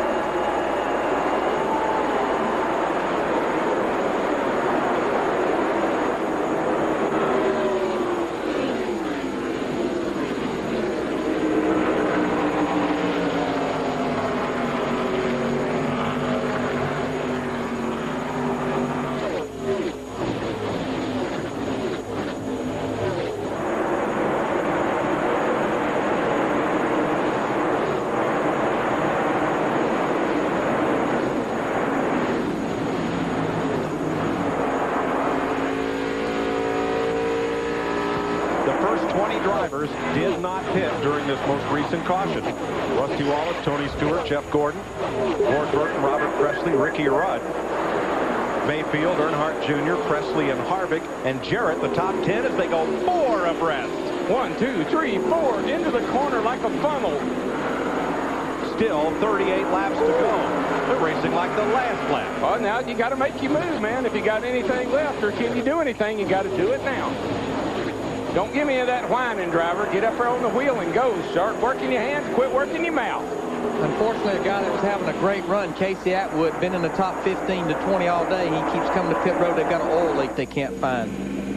This is Casey Atwood on pit road with the hood up. That's not a good sign.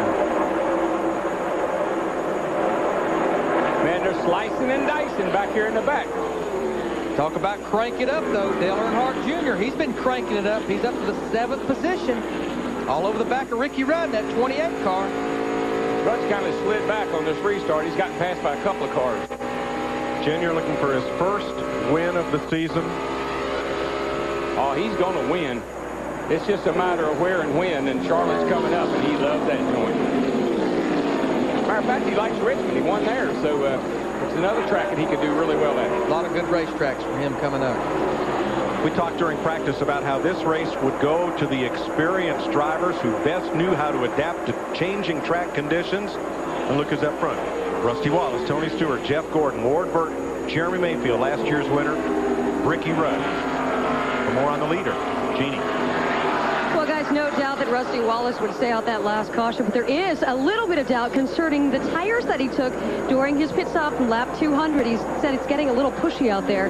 Robin Pemberton said, hey, you've just been out there a little bit, just 6 laps, so let's give it some time. Let's see what happens. Dick? Stewart is driving a brand new race car today. They changed almost everything underneath that suspension-wise this morning. Finally, they have gotten that thing dialed in. It's just right. I just asked Craig Cipodelli, crew chief, whether he could make it all the way. He said, I have absolutely no doubt I can make it all the way on fuel. We'll see. We'll see first. Ricky Rudd pitted on about lap 200. They made a pretty significant air pressure adjustment on lap 206 when the last caution came out. He said, guys, this car is so loose, I can't even drive it. Darrell, that's why he's been slowing down. Let's go to Matt Yoakum. That last caution was a lucky break for Steve Park and the one team. They could not go the distance on fuel. They recalculated their fuel mileage, realized they were going to be a few laps short, so they were able to come in and top off. They pitted on lap 209, but they fell from 9th all the way to 29th. Currently, Park has climbed 2 spots to 27th. That happened because Park pitted 1 lap after the rest of the lead lap cars who came in. Earnhardt Jr. on the move. He's gotten past Ricky Rudd, now moving on Mayfield and Burton. Just 2 more positions right there. That's 4th and 5th in front of him. But when you get up there and you start seeing those lead lap cars, those leaders up there, and you're going to be amongst them. And he's taking Robert Presley up toward the front with him. Yeah, these guys, they've been racing together all day long, and both of them are in backup cars.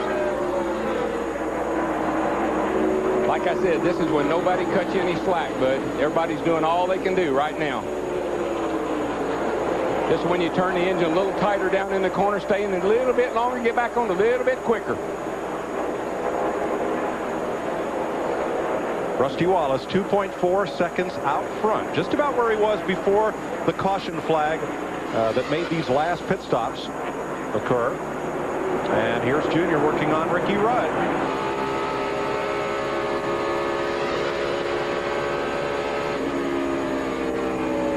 That's kind of like playing chicken right there. When you go off in the corner side by side, you keep waiting for that guy on the outside to lift so it'll give you the room to make the pass.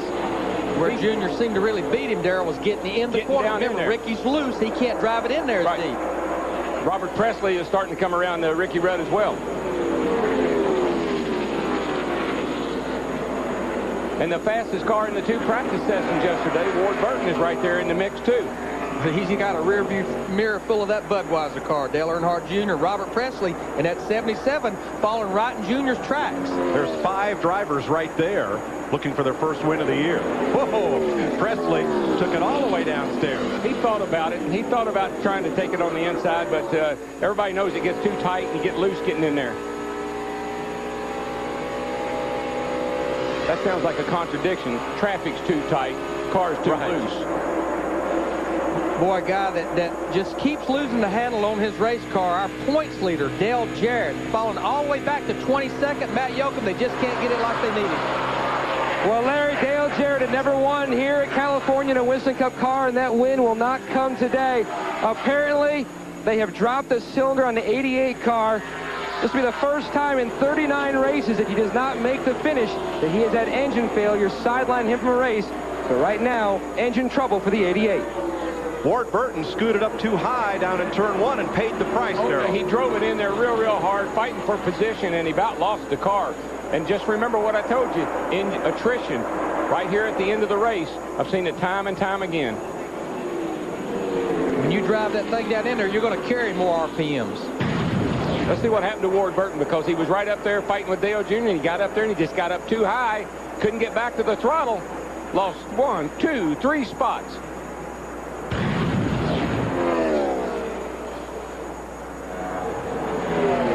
Rusty Wallace now 3 seconds up on Stewart, Gordon, Mayfield, Earnhardt Jr., Rudd, Presley, Burton, Martin, Benson. And you have to be really impressed with Rusty Wallace. I mean, we know that team is capable of winning every week. And boy, have they struggled this year with all kinds of different problems. And Bobby Labonte, just the opposite for him. He started up front, started on the pole, and he's back in 20th position and really just hanging on is all he's doing. Working on John Andretti in the 43 and Brett Bodine in the 11, both running on the lead lap in 18th and 19th. Mike Wallace right with him. Also a lead lap car, 21st. This is the hometown race for Wallace's car owner, Jim Smith.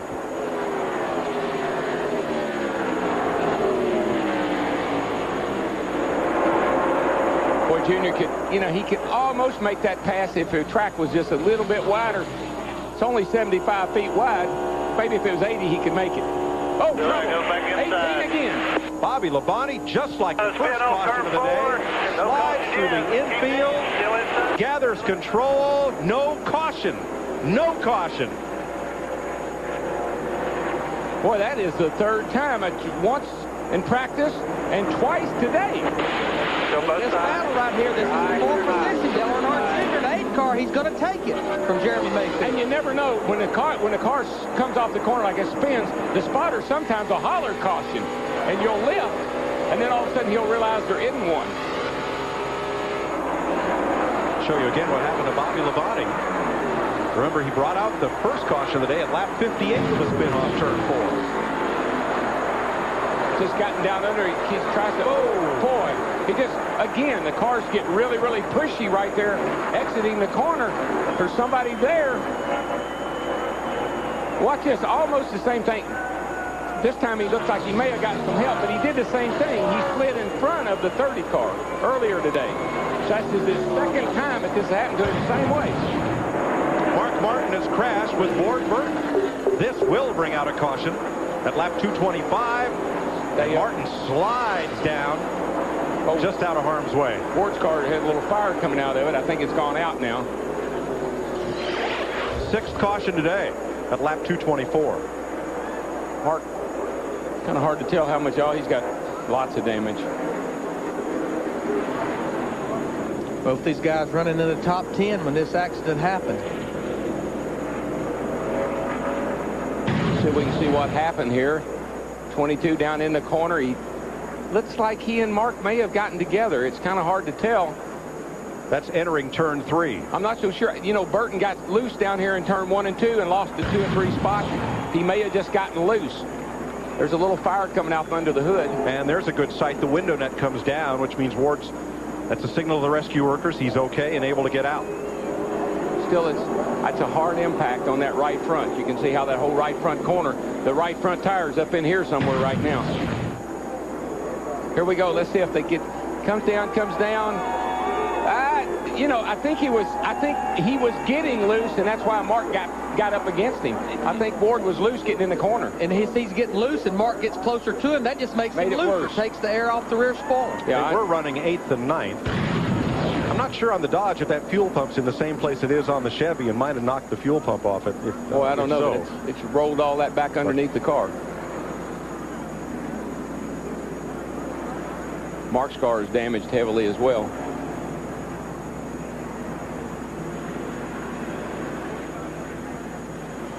Again, I can't tell you how you fight for every inch at the end. Hold the car up and get it up. You do everything you can to keep a position. You don't want to go backwards at the end of the day. Listening to Jimmy Fennig instruct his crew.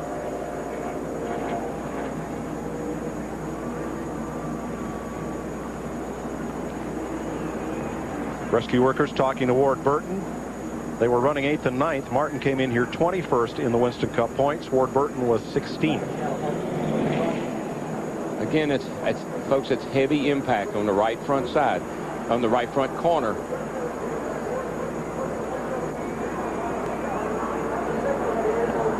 They've got the side window out, the right side window out, trying to look into the car. It's pinned up against the wall, making it difficult for the safety worker to get in. Now, he did drop the window net on his own, a signal to the rescue crews and to the officials that I'm okay, that there's no urgent need for them to have any risk in getting across the racetrack to his aid.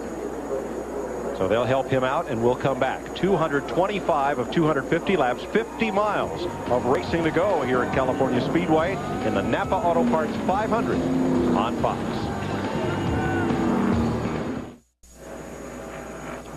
The 6th caution of the day came out for 8th and 9th place Ward Burton and Mark Martin racing and crashing going into turn number 3. Martin's gone around to pit road for repairs, and now Ward climbs out and looks to be okay. That is good news. Yeah, he's moving around.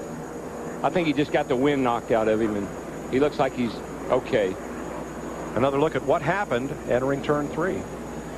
And again, as we look at this, think about it, folks. We've been showing you the graphic, 190 miles an hour into this corner. It's just very difficult to tell. I think Ward may have checked up a little early, and it's hard to tell if Mark tapped him or not. If he did, it wasn't very much at all. It wasn't, but I think Ward had gotten loose, and I think that complicated matters for him. Now, as that was happening, Kevin Harvick dropped down toward the track apron and has made a pit stop with the hood up. Steve? Mike talked to Danny Lawrence, one of the engine tuners on that 29 car. He says he thinks the culprit is a broken valve spring. Well, yeah, he'll have 7 cylinders. Again, this sustained RPM down this long front straightaway at 88 to 9,200 RPM, those valve springs get mighty, mighty tired at the end of the day. And Darrell, the difference, say, from Martinsville a couple of weeks ago, I mean, they'll turn 9,000, 9,100, but it's an RPM that just goes up there and comes right back. Here, it gets there and just hangs. Yeah, it spikes at Martinsville. Here it's Let's go back down to Hotel California. Chris Myers and Jeff Hammond. All right, well, Jeff, you pointed out that... Can I hear that sound again, Darrell? No, that's... it's either his singing or he's choking on popcorn. No, Tony Stewart, who was your pick to win this race, by the way, this track, a sister track to Michigan, a Penskeville track, and he was optimistic coming in. Tony finished 2nd last week, and you pointed out this is the point of the race where engines may go. He's holding up pretty well. Unlike Michigan, you run 400 miles there today, 500 miles. We keep talking about it, folks, but it's a big deal when it comes to having sustained RPM. 9,000 RPM, the valve train, the rods, the pistons, the drivers, nobody likes it for an extended period of time, and you're going to see this start to happen more and more, and especially when we're talking about going restarting. Now these guys, I come back up through the gears again, and you may miss a shift. There's a lot right now that could happen here in the next 25 laps. Yeah, Tony said that they didn't test here, but they were going to kind of go through their notes and worry about the tire as they went along, kind of an ad-lib. Also, Jeff Gordon, who is in the hunt here at 3rd. Last year, he said the groove in the turns allowed for racing much higher than ever before. It was a tricky race when it got hot and slick. You had to keep searching for a groove that worked best for your car. That's just what he is. He's the type of driver who will search around, find a way to make his car work, and he can do it. He likes this racetrack, and that's what makes him so successful. And I think Matt Yoakum's got more on. Yeah, let's get out of the track with Matt. Well, guys, he is not very happy with his race car. Right now, currently 3rd, but he is still fighting a very tight condition. I asked crew chief Robbie Loomis how tight it is. He said tight is an understatement. They had serious conversations about pitting on this caution, maybe 2 tires, trying to fix this car. Not sure if it's a winning car with the way it is handling right now, but there are too many cars still on the lead lap due to the number of cautions, so they just couldn't take the chance and lose all that track position.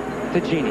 Well, Matt, moments ago, a member of Rusty Wallace's crew went sprinting, and I mean sprinting down the pit boxes to talk to Todd Bodine's crew, asking them to, hey, move over, please, on the restart because you guys are a lap down. The 66 crew said, yeah, that's okay, but, you know, caution comes back out, you got to move over because we're trying to get this lap back. Give and take. A little give and take. Wallace is the race leader as you look back from his Miller Lite number 2. Tony Stewart in second. Jeff Gordon in third. Dale Earnhardt Jr. in fourth. And I'm so glad for him because he has had a tough weekend. Wrecked his car, blew his engine. He's had a tough weekend. So to fight back shows a lot of character. The Bud Chevy from 37th to 4th. He led a few laps today. Next week, most of our action is on FX. From Richmond, Virginia, qualifying 5 p.m. Eastern Time on Friday, followed by Winston Cup practice and the Busch Series race. Then on Saturday, a special edition of NASCAR this morning, Saturday edition, and the Pontiac Excitement 400 on FX, 7:30 p.m. With your Saturday night date night with us on FX.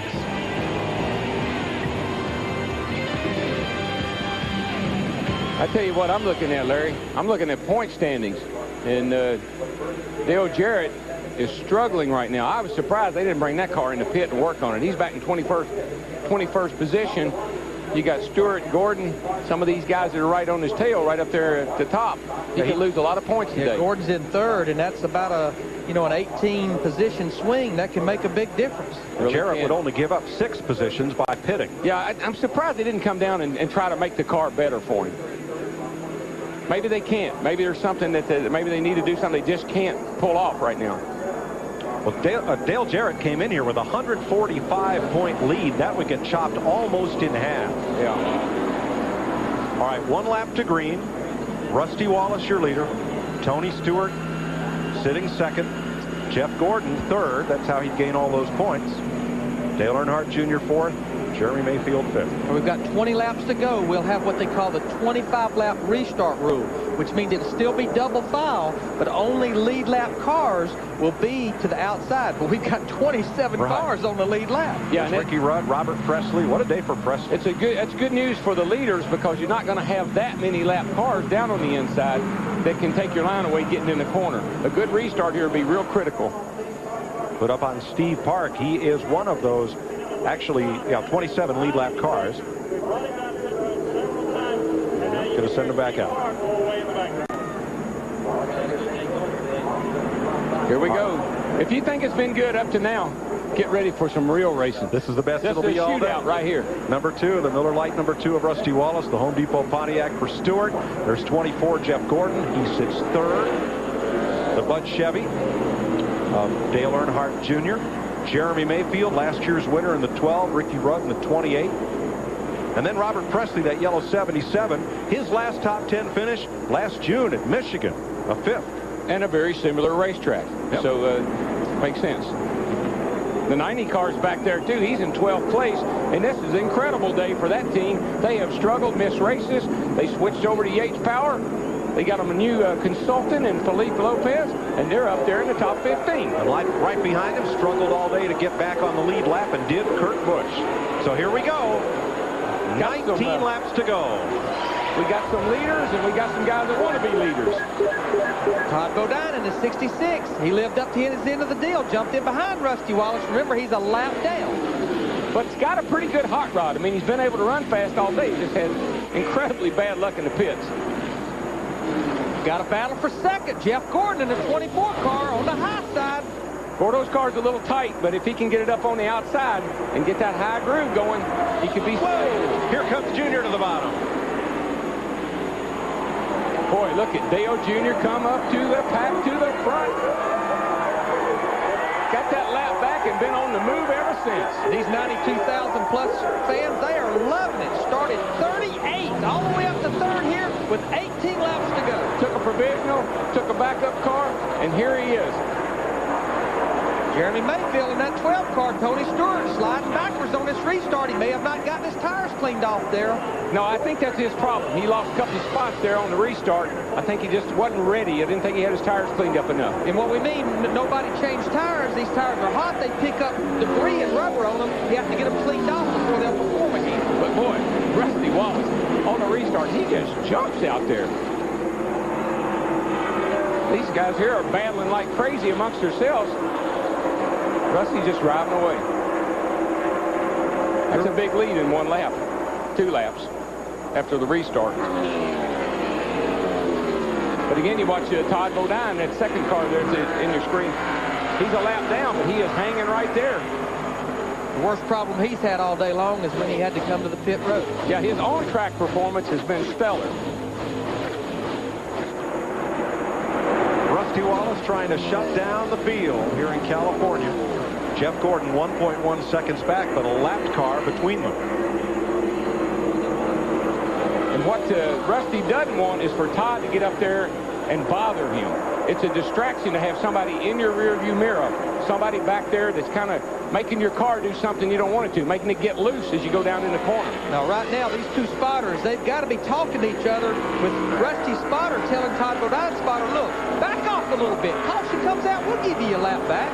But Todd's trying to stay far enough ahead of Gordon so that Rusty can do that for him. Darrell, at the speeds they're running, can Bodine hook up and help Rusty get away? Not really. All he can really do is distract Rusty at this point. Rusty's car is really, really fast. He's got everybody covered. He just doesn't want anybody up there messing with him. And I bet he's giving Todd a lot of hand signals right now. Last lap speeds. Looks like the man leading the race has got the fastest race car right now, Rusty Wallace in that 2 car. Yeah, he pretty well got that thing dialed in about mid-race, and the car has been under him ever since. He's been able to run where he wants to, and he's been able to pull away and get a big lead. Sterling Marlin and Hut Strickland battling. Look at Hut Strickland. And Kurt Busch and Johnny Benson. This is all a battle for 10th here with 14 laps to go next time by. Boy, I'm so happy for Hut Strickland and that team. Jenny Dunleavy, man, it's great to see them run this well. Kurt Busch in the 97, he's had a great race car. Got that lap down at the very beginning of the race by fueling the car before the green flag, and then had to make an unscheduled green flag stop because of a tire problem. This has been Kurt's great adventure here. Yes. He has been up, down, back, forward. And these guys here are all racing their hearts out right now. Everybody's trying to gain a position. 28 miles to go. And nobody really seems to be closing that much on Rusty Wallace. The only guy I think that's got a shot at him would be Jeff Gordon. Jeff's car always seemed to be real good right at the end of the long runs when he ran that higher line. But Gordon has to overcome a 1-second deficit. He's closing up the gap, and Todd Bodine is actually helping Gordon the most by having somebody there to draft off of. That will be a help to Jeff Gordon. And Steve, they're getting away from Dale Earnhardt Jr. Mike, that's because he just radioed into his team and said, man, this car is awful tight. I'm doing the best I can. It's just too tight. I believe if I was him, I'd try to move up the hill, try to get up on the outside. That'll help the car turn a little bit better, and it won't be so tight.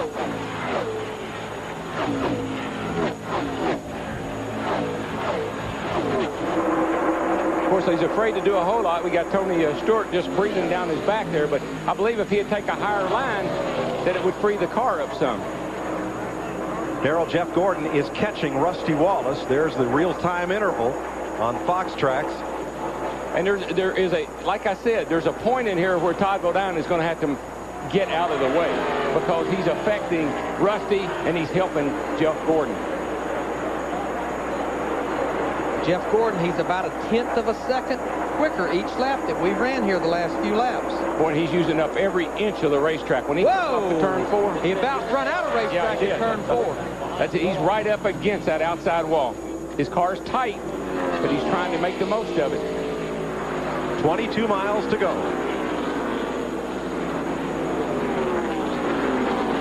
I'm not so sure that, Rusty doesn't have a little bit left, but I don't want to oversell this, but the 66 probably needs to get back out of the way pretty soon here. I think when we see 10 to go, it's time to get out of the way. I believe so. Third and fourth place, Tony Stewart keeping close tabs on Earnhardt Jr. These two a bajillion miles of cable, and it'll be 10 laps to go. 10 to go. Right here.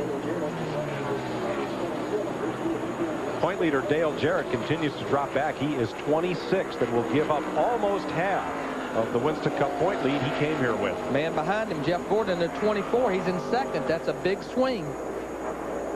This is the first race this year that I can think of where that car has not been competitive, and today it just hadn't been there for him. Here comes Stewart.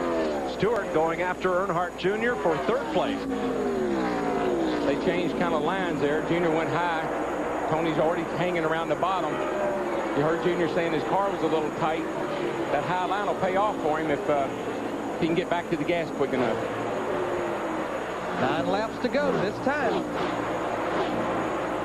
Jeff Gordon continues to whittle away at Rusty Wallace's lead. It's now 0.6 of a second as we watch the battle for third.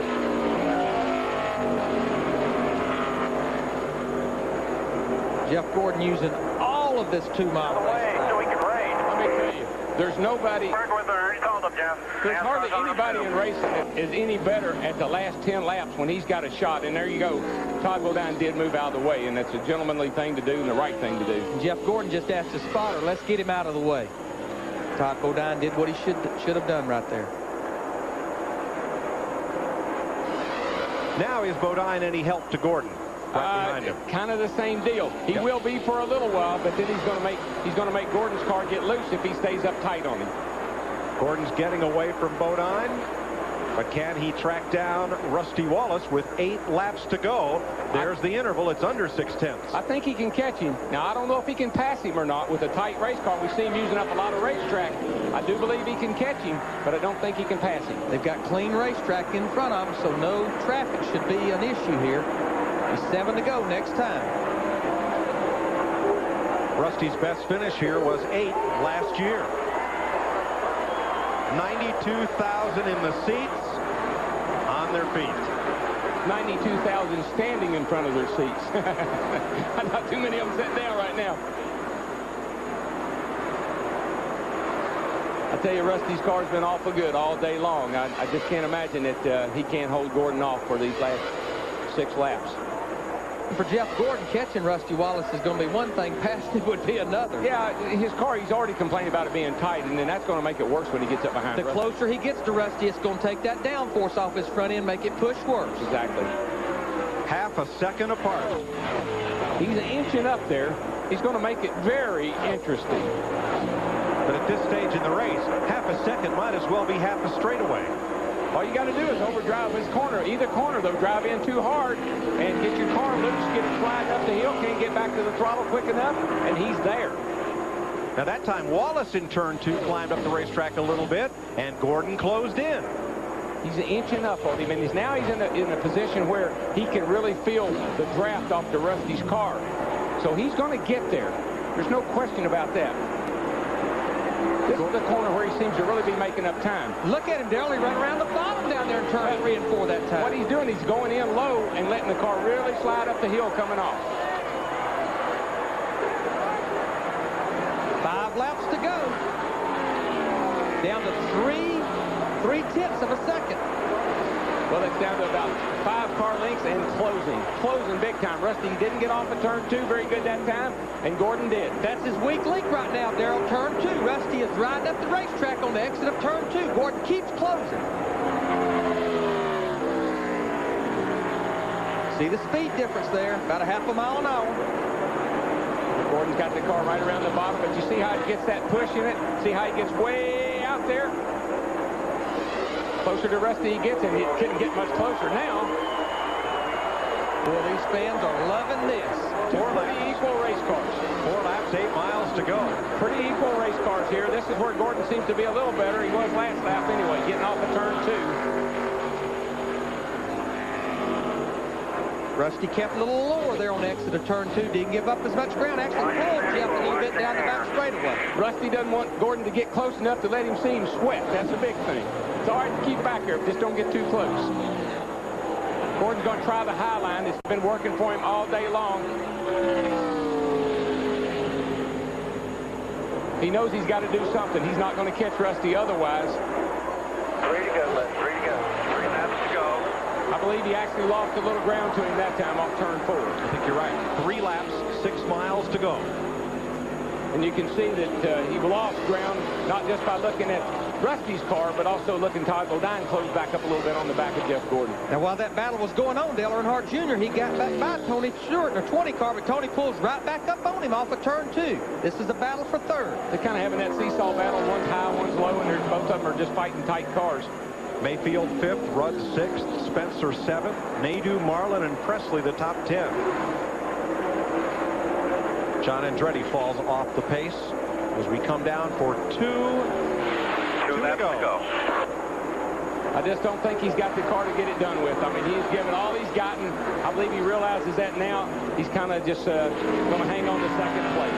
Well, he made a run at it for 3 or 4 laps. Darrell probably used his stuff up, realized I can't do it. Only way he figured he could get him is if Rusty made a mistake, and Rusty's enough of a veteran, been around long enough, he ain't going to make a mistake.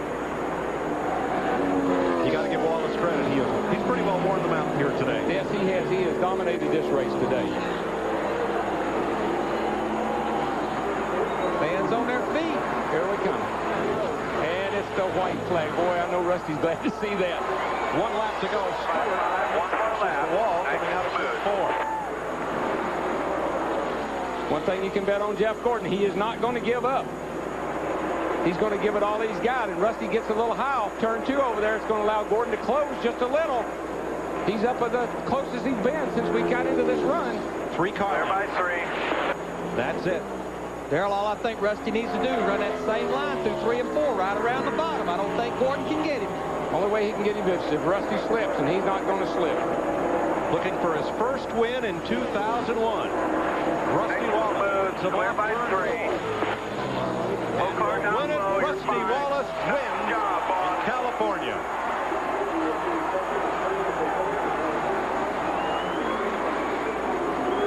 "27 cars finishing on." Good job, everybody. Great team effort. Way to kick ass there, RW. Rusty's last win was Bristol in August of 2000, 21 races ago. And that's a long dry spell for that team, because that is one of the best teams in racing right there, one of the best funded teams and one of the best drivers in the sport. It's his 24th Super Speedway win and his 54th Winston Cup victory. It comes in his 536th career start. 3rd at Daytona, his best finish up until today. Jeannie? Robin, you guys start the day that the car is a little bit loose. Minor adjustments. How dialed in did you have this car? It was pretty good after about halfway. I mean, Rusty, he's just great with the chassis, and you know, he picked it apart and got the best out of it. It wasn't perfect, but it was probably better than most right now. I just want to thank the guys at the shop. Larry and the guys at the engine room did a great job. Wife and kids at home, the whole 9 yards. I don't get to do that much, so thanks a bunch. Take a deep breath. Congratulations. And it's now 16 straight years that Rusty Wallace has managed 1 Winston Cup victory in a season. Well, let's see if how he does on his donuts here. He's going to give all you. Look at the crewman has walked out to Rusty, and he's got an Earnhardt flag. Oh, cool.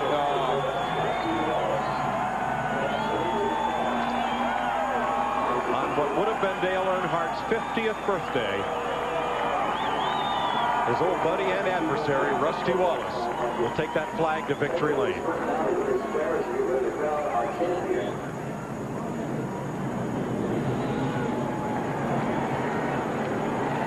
Keep in mind that Wallace made a similar victory lap to honor Alan Kulwicki when Kulwicki, then the defending Winston Cup champion, lost his life in an airplane crash at Bristol, Tennessee.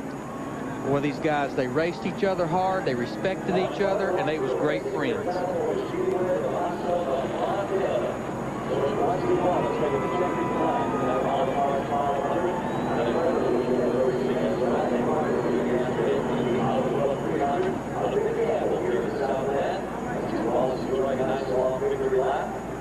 Second place, Jeff Gordon, the 2 top editor of California Speedway, number 36, Washington Championship race.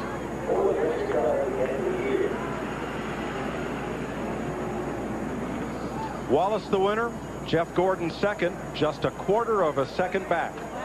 Dale Earnhardt Jr. a strong third with a backup car. Tony Stewart and last year's winner Jeremy Mayfield the top 5. Ricky Rudd, Jimmy Spencer ended up 7th after leading a good part of this race. Jerry Nadeau, Sterling Marlin, and Robert Presley. Great run for Robert. Really was.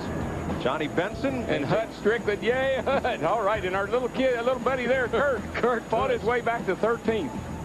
After his great adventure. He had to pass about 80 or 90 cars today. Passed more cars than anybody.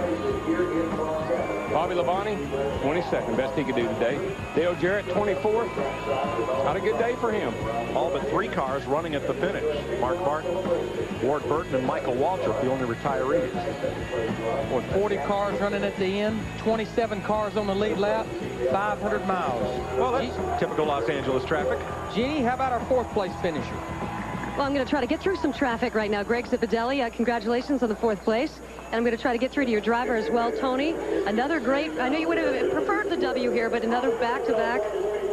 Great finish for you. How did the car run here? You like the track? I tell you what, I mean, like Greg said, 2 weeks ago, we were 3 laps down at Texas on this tire. So, you know, to come out of here with the top 5 today is a great day for all of us and everyone on this Home Depot team. Greg made some really good changes last night, overnight, and the guys had great pit stops all day, kept getting us good track position. And, you know, I don't think anybody was in Rusty Wallace's league. You know, Jeff started getting up there at the end, but, you know, we're just fighting for our lives there at the end, trying to get Dale. All right, congratulations. Dick Berggren? I'm with Jeff Gordon, who has finished 2nd. How about it? Is it frustrating to get that close to the win? Or are you happy finishing 2nd? Well, it was a good day for us all in all. We led quite a few laps early on. We lost a little bit there towards the second half of the race. Rusty really picked up some speed, and we got it back there at the end. I made a run at him, you know, but everybody in the DuPont Chevrolet just did a great job today. Everybody in the pits, just a good effort for us, and from a lot of folks here from California that cheer for us. And just want to thank DuPont and Quaker State, Pepsi, GMAC, everybody here on this Chevrolet team. It's a good effort for us. It was a good team effort. To Mike Joy. Thanks, Dick. A big crowd has gathered down in our MBNA Winner's Circle, where the Miller Lite crew will be celebrating Rusty Wallace's first win of the season. He ties Jeff Gordon and Lee Petty for 7th on NASCAR's all-time victory list, and it's his 7th California victory. He got 2 wins at the Riverside International Raceway Road Course. Rusty is a hard-working driver. He works on the car. He works very closely with the crew. Smart guy. Glad to see he's got some sort of head restraint system on there. And he's got his first win of the season. Matt Yoakum. Well, Rusty Wallace survives a 19-lap shootout. That mirror was full of flames. How concerned were you about holding them off? I was pretty consumed. The car was pushing at the end there. And Gordon's tough, you know he is, but we had a really good hot rod all day long, and I didn't know what to expect. I didn't know if he was saving something. He was able to work the top lane a little better than I was. But it was a great race. I'm real happy to get in victory lane finally. Man, we struggled with this tire and a lot of stuff, but man, this thing had big-time horsepower under the hood. Pit stops were great. It was just a neat day. You've said ever since Daytona that you were going to pay a special tribute to your fallen friend when you got to victory lane, and Wilbur gave you the flag. Yeah, it was kind of emotional feeling because, you know, it's such a great friend of mine. It's such a great family, and I wanted to do something for him. I really liked to have old Richard Childress ride with me in that lap, but, you know, it took me too long to win. But it was a neat tribute. The fans were liking it, and I felt good about it. Rusty Wallace in victory lane on his fallen friend's 50th birthday. To Steve Burns. Thanks, Matt. With Dale Earnhardt Jr., your 3rd top 10 in the last 4 races. Tell us about the end of the race. Well, we just kind of hanging on there. My car got real tight at the end. I was kind of holding Tony up, but we were able to hold him off and finish 3rd. It's a good race. We come from pretty far back. We wrecked a primary car in practice and blew a motor. Ran out of gas today. I mean, we just had a lot of bad luck, but they turned around. Little Hank won yesterday and kind of gave me a little inspiration to do something today, and it's my daddy's 50th birthday, so we go home, we got something to celebrate.